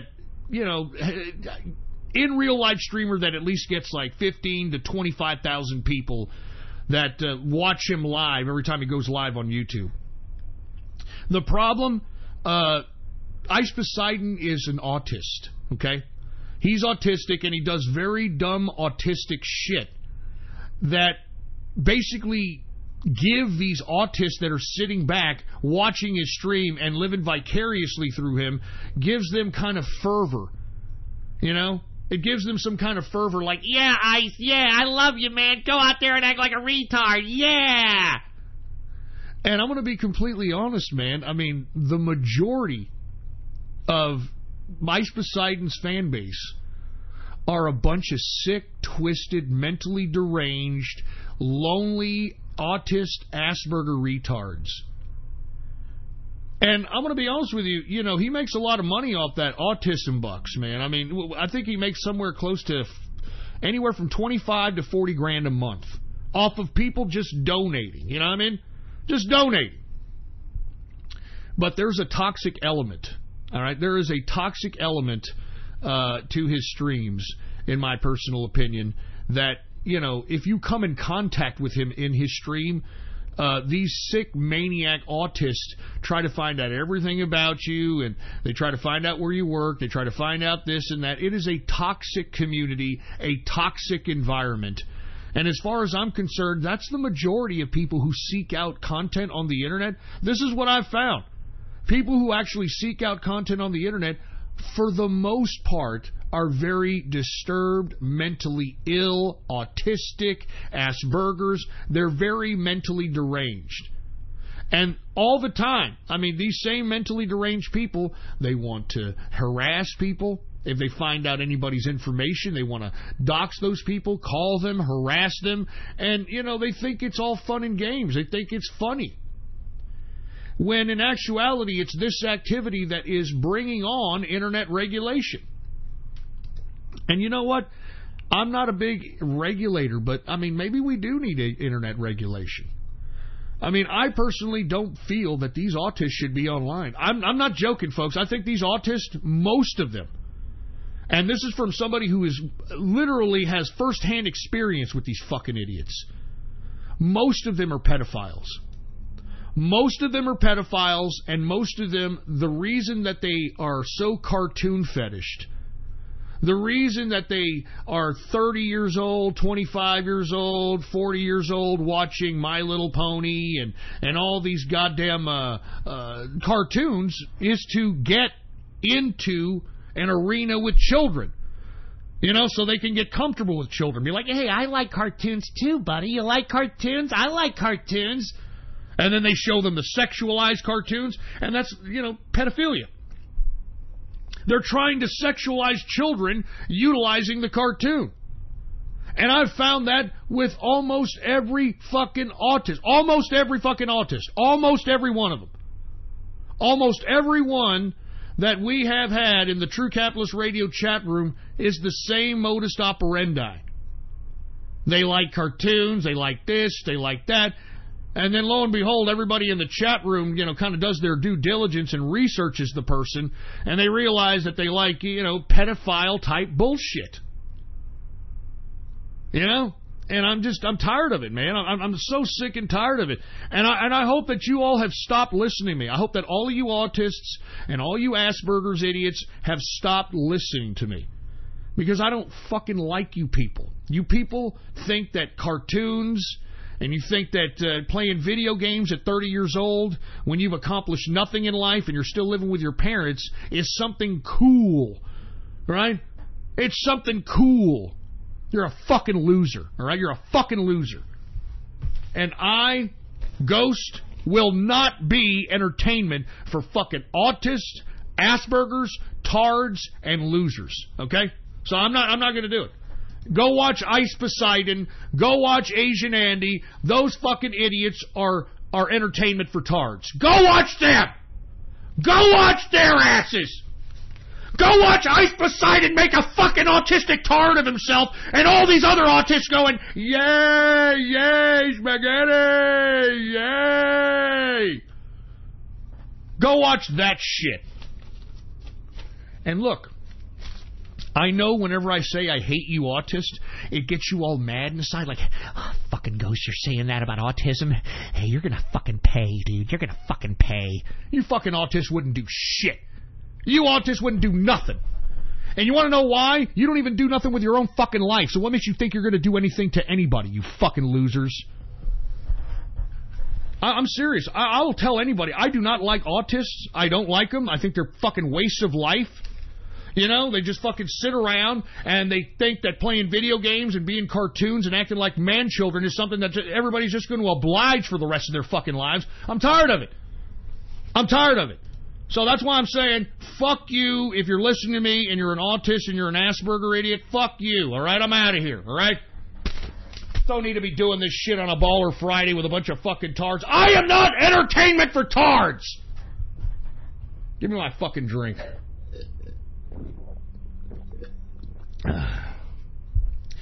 I am not entertainment for tards. All right? So, if you're listening to me, especially you fucking idiots over there in BN King's chat, all right? If you idiots don't like me, which, you know, most of you, y'all like to sit in that chat room and say, you know what, Ghost is lying. He doesn't... You know what, Ghost is... You faggot. Y'all are a bunch of fucking tarred, idiot, cartoon-watching man-children. And I think that you need to realize that, you know, not everybody wants to play your little cartoon games anymore, man. There's money to be made now. You understand? And when you make money, that means you can do whatever you want. You can buy bitches. You can buy women. You can buy clothes. You can buy alcohol. You can buy cars. You can buy anything you want, okay? Instead of, like, sitting there waiting for Mommy, can you give me my fucking video game? And then blaming... You know what I hate? Another thing I hate? This incel movement. Oh, fucking women, they don't like me. They fucking hate me because I'm an incel. Fucking incel. I'm a fucking incel, dude. Hey, you want to know why you're an incel, you fucking idiot? Because you dress like a slovenly piece of garbage. You've probably got a Pop-Tart fat body. All right? You probably look dirty as hell. Your fucking hair is probably a bowl haircut or it looks dorky as shit. You look like a piece of crap. I mean, if you're going to do nothing but look at like a slovenly piece of fat Pop-Tart eating shit, what makes you think that any woman is going to talk to you? I'm serious. And then you know why incels are incels? Because even though they're fat, disgusting, slovenly pieces of shit that refuse to take any kind of initiative for themselves, they blame women. And on top of that, they think they deserve like the hottest bitch in the room. I'm not joking. These incels are pissed because they're slovenly, ugly pieces of fucking human protoplasm, and yet they still think that they deserve the hottest piece of ass in the room. And when the hottest piece of ass treats them like the disgusting, slovenly piece of fat garbage that they are, then they're like, I'm fucking incel, dude. She just likes Chads. Fucking Chads. I hate Chads, dude. You want to know why you hate Chads, incels? You want to know why? Because you're a fucking pussy. You're a fucking pussy that was probably raised by your dish rag whore of a mother, and maybe, just maybe, the Chads had a father or at least some kind of a male influence that they emulated, and that's why they're acting like a fucking man. Alright, that's why they're acting like fucking Chads, because they had a fucking man to look at while they were growing up to find out how to act. You fucking incels, you don't know how to talk, you don't know how to act, you don't know how to dress, you don't know how to look. You're disgusting, man. You're a disgusting, slovenly piece of shit. And what you need to understand is that if you're going to continue to be a slovenly, fat piece of fucking urinal cake curator crap, then what you need to do is step your game down just a little bit there, incel. And stop thinking that you deserve Kate Upton, 2 years ago with the big tits.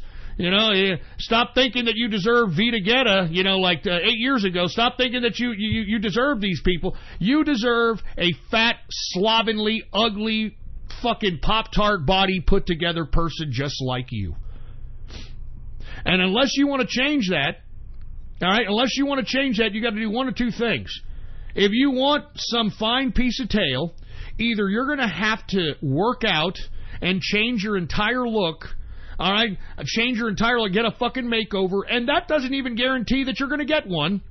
Or you can become a capitalist, become an unbelievable capitalist, make large sums of money so you can buy one, okay? So you can buy one. Because other than that, you're probably not going to get one, especially if you're referring yourself as an incel. I have there's no sympathy for you men incels, all right? There is no sympathy for you people, all right? If you're that feeling bad about yourself, then why don't you drink some Clorox? I'm serious. I'm not even joking around. Why don't you take a bath with a fucking plugged-in toaster? I'm not even kidding around. If you're going to sit here and blame other people on why you're a piece of trash, then obviously you don't understand that you're a piece of trash. You don't understand this. All right? You don't get it. You don't understand it, and you need to start understanding it. I'm not going to fucking put on kid gloves and pussy pamper you faggots anymore. I'm telling you the unadulterated truth and what your daddy should have told you. Unfortunately, your mother decided that, your daddy wasn't important enough to keep in your life, and she could raise a man. Get the fuck out of here. And as a matter of fact, I'm going to go ahead and end the show on this Baller Friday. I do want to say, Metaform, thank you very much. A big shout out to you. He just donated some quantum to the show to keep the show going, man. Thank you very much, Metaform. I appreciate it, man. I appreciate that you listen to the broadcast. And I very much appreciate that, you went into the cryptocurrency wishing well and threw a couple of quantum in there, man. I appreciate that. Thank you very much, Metaform. And thank you to everybody else who's in the True Capitalist Radio chat room. I appreciate you guys especially, man. Look, I know that you guys pay $5 a month to be in the True Capitalist Radio chat room. There's about maybe 100 people in there. And like I said, Gab, they take their cut. They take $1 of that, so I get about $4. So I'm literally making about $400 a month on the True Capitalist Radio chat room. All right? And not that I'm bitching about it, but I just want to remember, I want everybody to remember something. I used to make somewhere in the range, anywhere per month, just from Blog Talk Radio alone, $3,000 to $4,000 a month. Now, for whatever reason, Blog Talk decided it was going to sell itself out to Spreaker, and Spreaker never pays anybody. So as a result, yours truly, didn't have that payment anymore. So I said, you know what? I don't give a shit. I'll do my own thing. I'll do my own thing. I don't need no fucking Blog Talk Radio. And as a result, folks, I'm not getting paid dick with the exception of the $400 a month on the chat room. And I want to thank these guys for, first of all. But, this today, when I started this broadcast, I was a little jaded. And the reason I'm jaded, folks, is because not that I want any fucking money.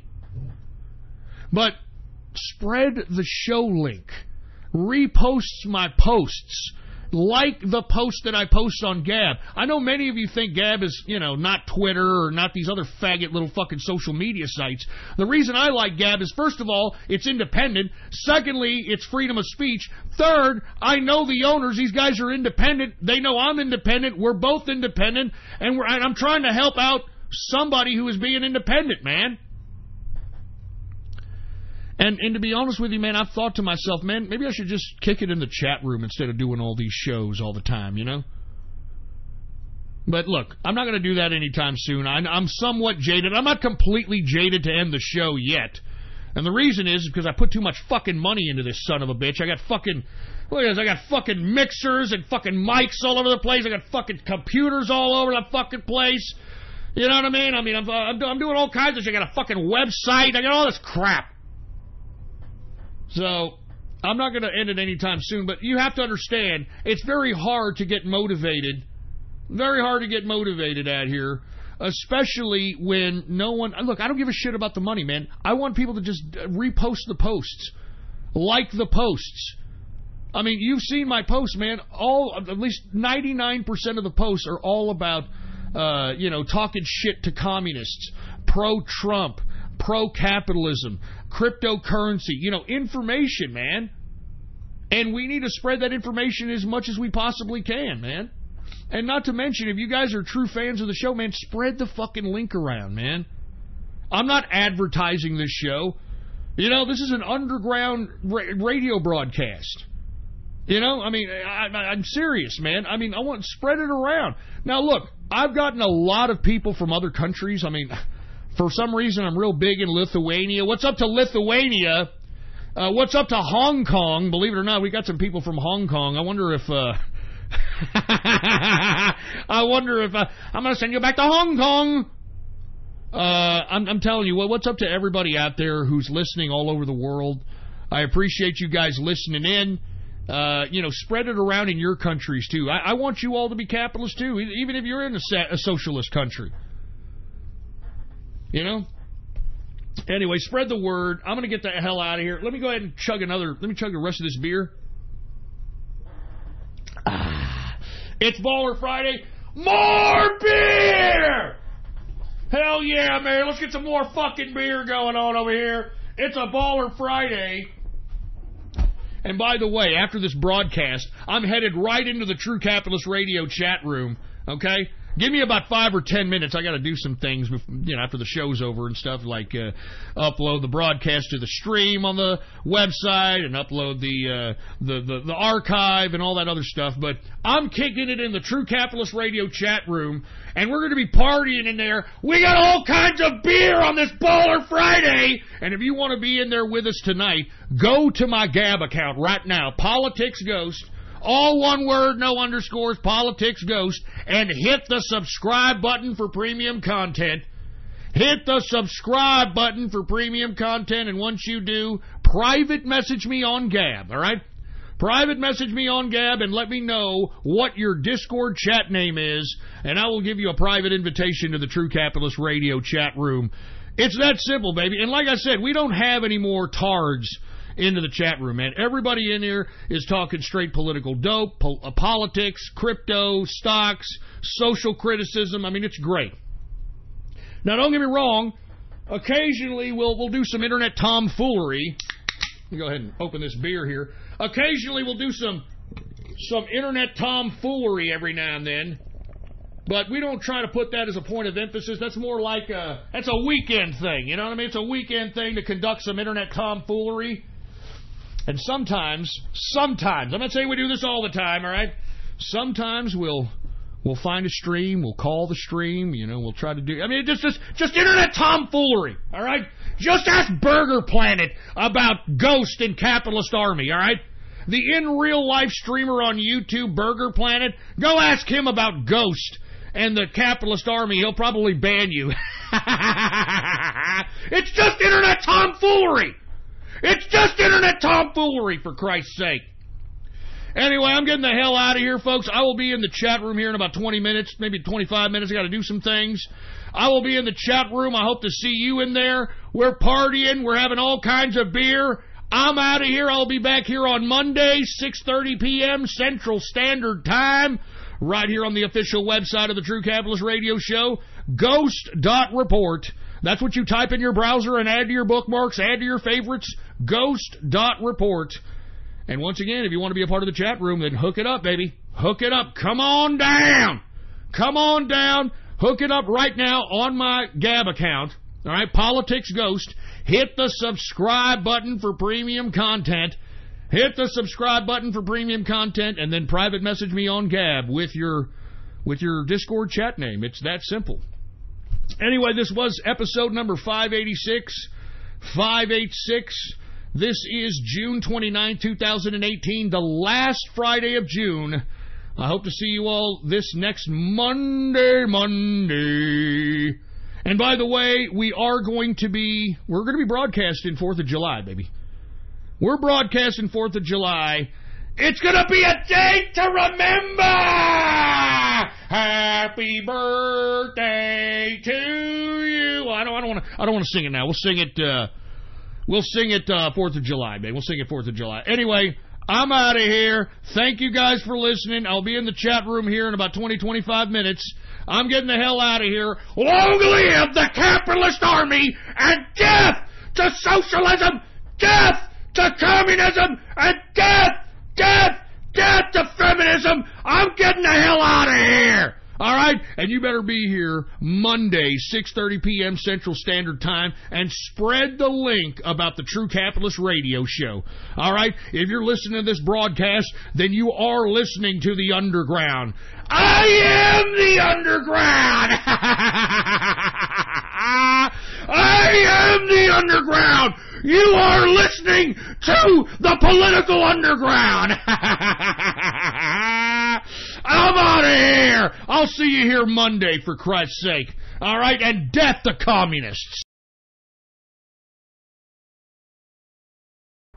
And a happy Mauler Friday to y'all. Thank you all for watching, listening in. Shout out to the Inner Circle. And of course, shout out to the TCR Discord chat room for listening in. Thank you all for watching. And thank you all who are also listening in the live stream feed. And as well of the archive. So thank you guys again. And thank you, Ghost, for the show. This was the True Capitalist Radio episode number 586. Right here on the Capitalist King Network, relaying. And I do hope you enjoyed tonight's broadcast. I will do some shout-outs here, so momentarily before I do that, let me just put some inputs. But I do want to wish everybody happy Baller Friday. Thank you all for listening in. So, let's get on with the inputs. If you're new to the show, or you're new to the stream, you're new to the overall anything that's going to be playing here, why not subscribe, as I do the TCR shows every Monday, Wednesday, and Friday. 6:30 p.m. Central is the time, 7:30 p.m. Eastern if you live in the East, or 4:30 p.m. Pacific at the West. Either way, you can actually just make sure to tune in whenever the show goes live. Of course, if you do subscribe, you'll be notified when the show goes on. And of course, if you really want to get notified when it happens, click that bell. Easy as that. Simple as it. And of course, you'll be notified when the next show happens, live when it happens. And you never know. You would never know if it goes live. You never know when. It could be spontaneous. It could be right now. It could be anything. So do make sure and I do really appreciate it. And as well as make sure to follow Ghost over his Gab account. Politics Ghost is his Gab account. Of course, if you do follow him, make sure to repost and spread it around and help the show too, because of course, you know, it makes Ghost happy. You spread in some information to everybody. Remember, whatever you like or repost, well, things could actually change the course of history. So of course, big thing that's gonna, and it's big helpful for Ghost, and to, you know, it'll make you very satisfied. Just, you know, it's just very simple, guys. Just like, repost whatever he posts. Just make sure to like or repost. Simple as that. And speaking of which, why not subscribe to his Gab account? Of course, if you do subscribe, you'll be invited to a very special invitation to the TCR Discord chat, in which he does hang out, well, very much after the show ends, or sometimes some days. But of course, if you do subscribe to his Gab account, you'll be entering into the TCR Discord chat, and that's the only way to get in. And of course, this special invitation is only those who subscribe. How you do it? Simply subscribe. And when you do subscribe, just send your Discord name to him privately. Yes, private message him with your Discord name. He'll reply you back with a Discord invitation, but the invitation, might I say, is only time limited. And not only time limited, it's also one-time use. So there's no duplication for this, or you can't spread to anybody, because it's just one time only. Ghosts know who's you know, paid for, so just make sure to do so. So simple as that, easy as that. Hopefully you come in, but that's all I have to say. Anyways, folks, yes, I'm gonna give some shout outs here right now. So for those who recently subscribed right during the broadcast, will be special shout out at first, and then afterwards will be the regular shout outs over the YouTube channel, or live feed of the YouTube channel. So I'll just say some special shout outs to the people who just recently subscribed during the broadcast. So I want to thank to these two people. Is it Shirel Ryu Ninja Ranmaru? Is that right? Shirao Ryu Ninja Ranmaru. And of course, thank you to Coaster 1506. Two guys subscribed during tonight's show. Thank you for subscribing. Hope you enjoyed tonight's show, and we'll see you on the future. And of course, nobody have left tips, so we now move on to the regular YouTube shout out. And of course, the YouTube live feed shout out is simple as that. It's only for those people who are right now on the YouTube live feed. Just say something on the live feed section. If you are actually listening to this on the archives, well, tough titty, I'm sorry I can't give you a shout out, but I really want to thank you for actually listening in. Maybe next time when you come out for a live feed and want to get a shout out from yours truly, then you be pretty much just show up. Easy as that. Alright, guys, so let's do some shout outs on the YouTube, shall we? So what's going on to Aaron Tumon, Blackout Worm, The Truth is Stranger to Fiction. It's Bonzi, buddy. What's going on, Bonzi? Mr. Sideswipe Pry, Mule Dog Gaming, Omega Radioist, Rick Hoover, and Snappy Meme. And that's pretty much everybody right now, the participants, of course. I'm still taking some YouTube shout-outs. If you want a YouTube shout-out, say something right now in the live chat room right now, or I'll just scroll up in the, see who actually typed in probably around, I don't know, maybe just somewhere in between and middle shows or something, how far I can reach up, but I'll just do that as well. Oh, and by the way, we are having a movie night tonight. Tonight is Friday night, and every Friday night we do a movie night over at the BN Theater Ustream channel. And what movie we're playing tonight, guys? We are playing Scott Pilgrim versus the World. Yes, the underrated Universal film. Of course, it's somewhat Canadian based, but of course it's based on a book, of course, and it has some very interesting yet oh well, I don't know what to say, but of course it has to deal with Canada, and some, I don't know, like guy, boyfriend, girlfriend, because, you know, it's one of those movies. But of course it has a very interesting taste into some video gaming. But of course it's a very good film, by the way. So that is our movie night tonight. If you want to watch and come out and watch Scott Pilgrim vs. the World with us. It's happening over at the BN Theater Ustream site. I'll link it right there in the at the end of the YouTube, the live feed when it cuts off, so I can provide a link without it being on the when this goes offline and goes on the archives. Pretty much anything can be saved from links to anything. So of course we don't want to link it right afterwards. So. Anyways, continue on to the shoutouts. Hey, what's going on, JK Pookie 127? What's going on, JK? How you doing, bud? Okay, let me just see who else we have here. Let's see. We got Omega Aurelius. I already say him. So I'm gonna scroll up here, see who we have and what's going on to Daryl Letts. Rick Hoover was here. Flaming Hazeman was here. Ron Livingstone was here. Who else we have here? Herb Master was here. Who else? We got MC Egan 69, the Awesome Sponge Alt was here. Who else we have? Not Internet Box Stalker. Trust me, I'm a dolphin. Okay.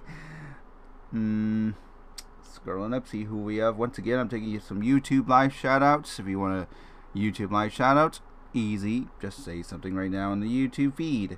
Otherwise, I'll just pass it on and move on to the next one, because that's how it works. That's how it works. So I'm scrolling up, see who else we have here. Austin Williams was here. Who else? Jack Melfin was here.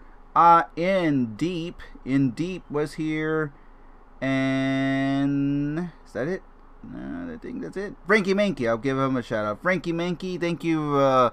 You get that one late shout out because I remember you coming in the day. So thank you, Frankie Mankey. Of course, awesome mod as well to the Capitalist King Network stream. So thank you, and thank you all to everybody who just listened in. That's pretty much everybody right now. That's just pretty much everybody I shouted out. So once again, guys, that is it. That's everybody. Thank you all. Hope everybody is having a good Baller Friday, and hopefully everybody enjoyed tonight's broadcast. And yes, a lot of things has happened. Once again, the shootings that was at the other day, of course. You know that you should know that it is a false flag. Of course, it's obvious because, well, how come there is like, I don't know, police is doing nothing, or yet I just don't see any, like, just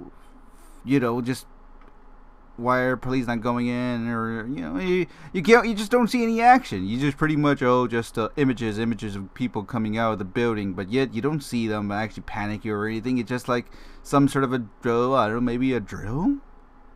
I mean, it's pretty obvious, and and then of course you got this guy here who what do you look at this guy? This guy is somewhat worked, or pretty much the shooter's father worked once in the NSA, which is the National Security Agency. So this kind of actually gives a very big red flag right there, because come on, man, it's pretty obvious, and you guys should know it better than that. So of course, another false flag that happened at that shooting. I do say so that it is it's easy to say, can't say more.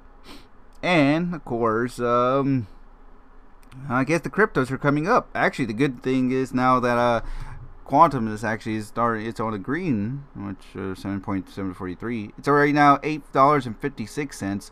Wasn't it earlier that it was around $7.86? I think I bought. Yeah, I bought it. I bought Quantum earlier today when it was about $7.77. Whoo-wee, I'm actually making my profits now. Oh, yes. I'm loving Quantum. And by the way, it is still a good time, even though you didn't buy the $7 price. $8.56 right now at this moment. It's still good. If it below 10, buy before it goes up. I still recommend buying Quantum, especially these prices, So, buy them when you still can, when it's under the $10 right now. But still goodbye, man. Oh wow, salt's already back up again. Oh great, it's now back up 13.41%. It's now already about $1.10 already for salt. Oh man, I remember when salt was like around 97 cents. I should have bought more salt, but that's okay. Salt was actually pretty good. Bodhi, on the other hand, for 24 cents. Woo! woo-wee, I would strongly recommend buying some Bodhi 2, especially at the 24 cents. This thing, remember, Bodhi's it's part of the KRC20 token. And of course, lots of things are happening for Bodhi 2, so don't keep that in mind. If anything's quantum, you should maybe consider or do research and buy some, especially for Bodhi. Right now, for 24 cents, not bad. Of course, I'm still buying more as I can and gobbling up because, come on, this Bodhi can get 50 buckers. You can live it higher, but of course, sometime in the future, right there. But buy and hold steadily as you can, man. You just can't beat these prices, man. You just can't. I mean, look, oh man, right now I'm loving it. Everything's now back up on the green here. I'm actually pretty happy that pretty much all the neck beers that pretty much flashed out and spent everything into it, and then of course us, if us even being smart about it, if anything's that's low in the red, that means we should really buy some, buy some, consider buying more. Why these prices are still can, so if I buy them at a very low price, and very low and cheaper, you'd never see these prices again, then your investment in the future shall be the most worth it of your entire career. Some money, baby, money. Woohoo! Get some money, guys. Gotta buy. Like I say, still my recommendation is still Quantum. Get a couple of Bodhi and Salt, but of course, like I say, just do your research before you can. Of course, Basic Attention Token is my favorite too, as well. I'm also a big holder for the Basic Attention Token, especially if I'm actually using the Brave browser. I'm still pretty much getting support from some people that actually use pretty much watching this stream on the Brave helps me a lot. So really, that's the best thing you can do. But hell, hey, I'm saying to you guys, man, Quantum still the future, man. Still, I'm excited. I'm still buying at these prices below $10, man. Can't beat these prices anywhere else. Just buy. That's all I have to say, guys. That's all I have to say. If, of course, you know anything else, I do strongly just suggest to re-listen to Ghost's Financial Hour each and every time when he covers crypto or anything crypto. Well, if you're in a stock person, you can get into that. But crypto is my main investment for this. Just pretty much it tells you the 415 and everything all about it. More than I say, but of course, I'm just also just a backup and just telling you guys. But I'm just telling you guys. I'm telling you, I'm just telling you. Anyways, guys, right now it's already 10:07 past here in the Texas time. Well, Texas Central Time, sorry.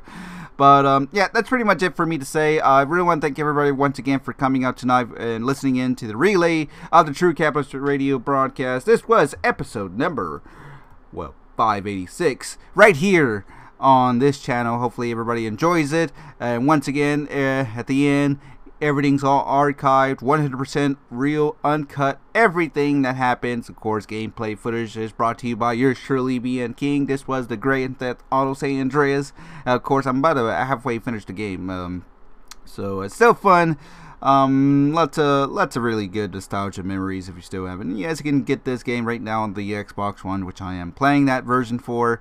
It's still fun as it is, and I'm still gonna play more games after I'm done, so no worries. I think this is gonna be the last open world game I'm gonna be playing. So yeah, the next game is gonna be a GameCube game, but hopefully everybody will enjoy this. There's some maybe like I'll finish this either the next broadcast or two. However, but hey, just bear with me until the very end. Anyways, folks, I'm out of here for tonight and gonna enjoy the rest of the Ball of Friday. Gonna watch with you guys over the BN Theater. Once again, we are gonna be playing Scott Pilgrim vs. the World for our movie night.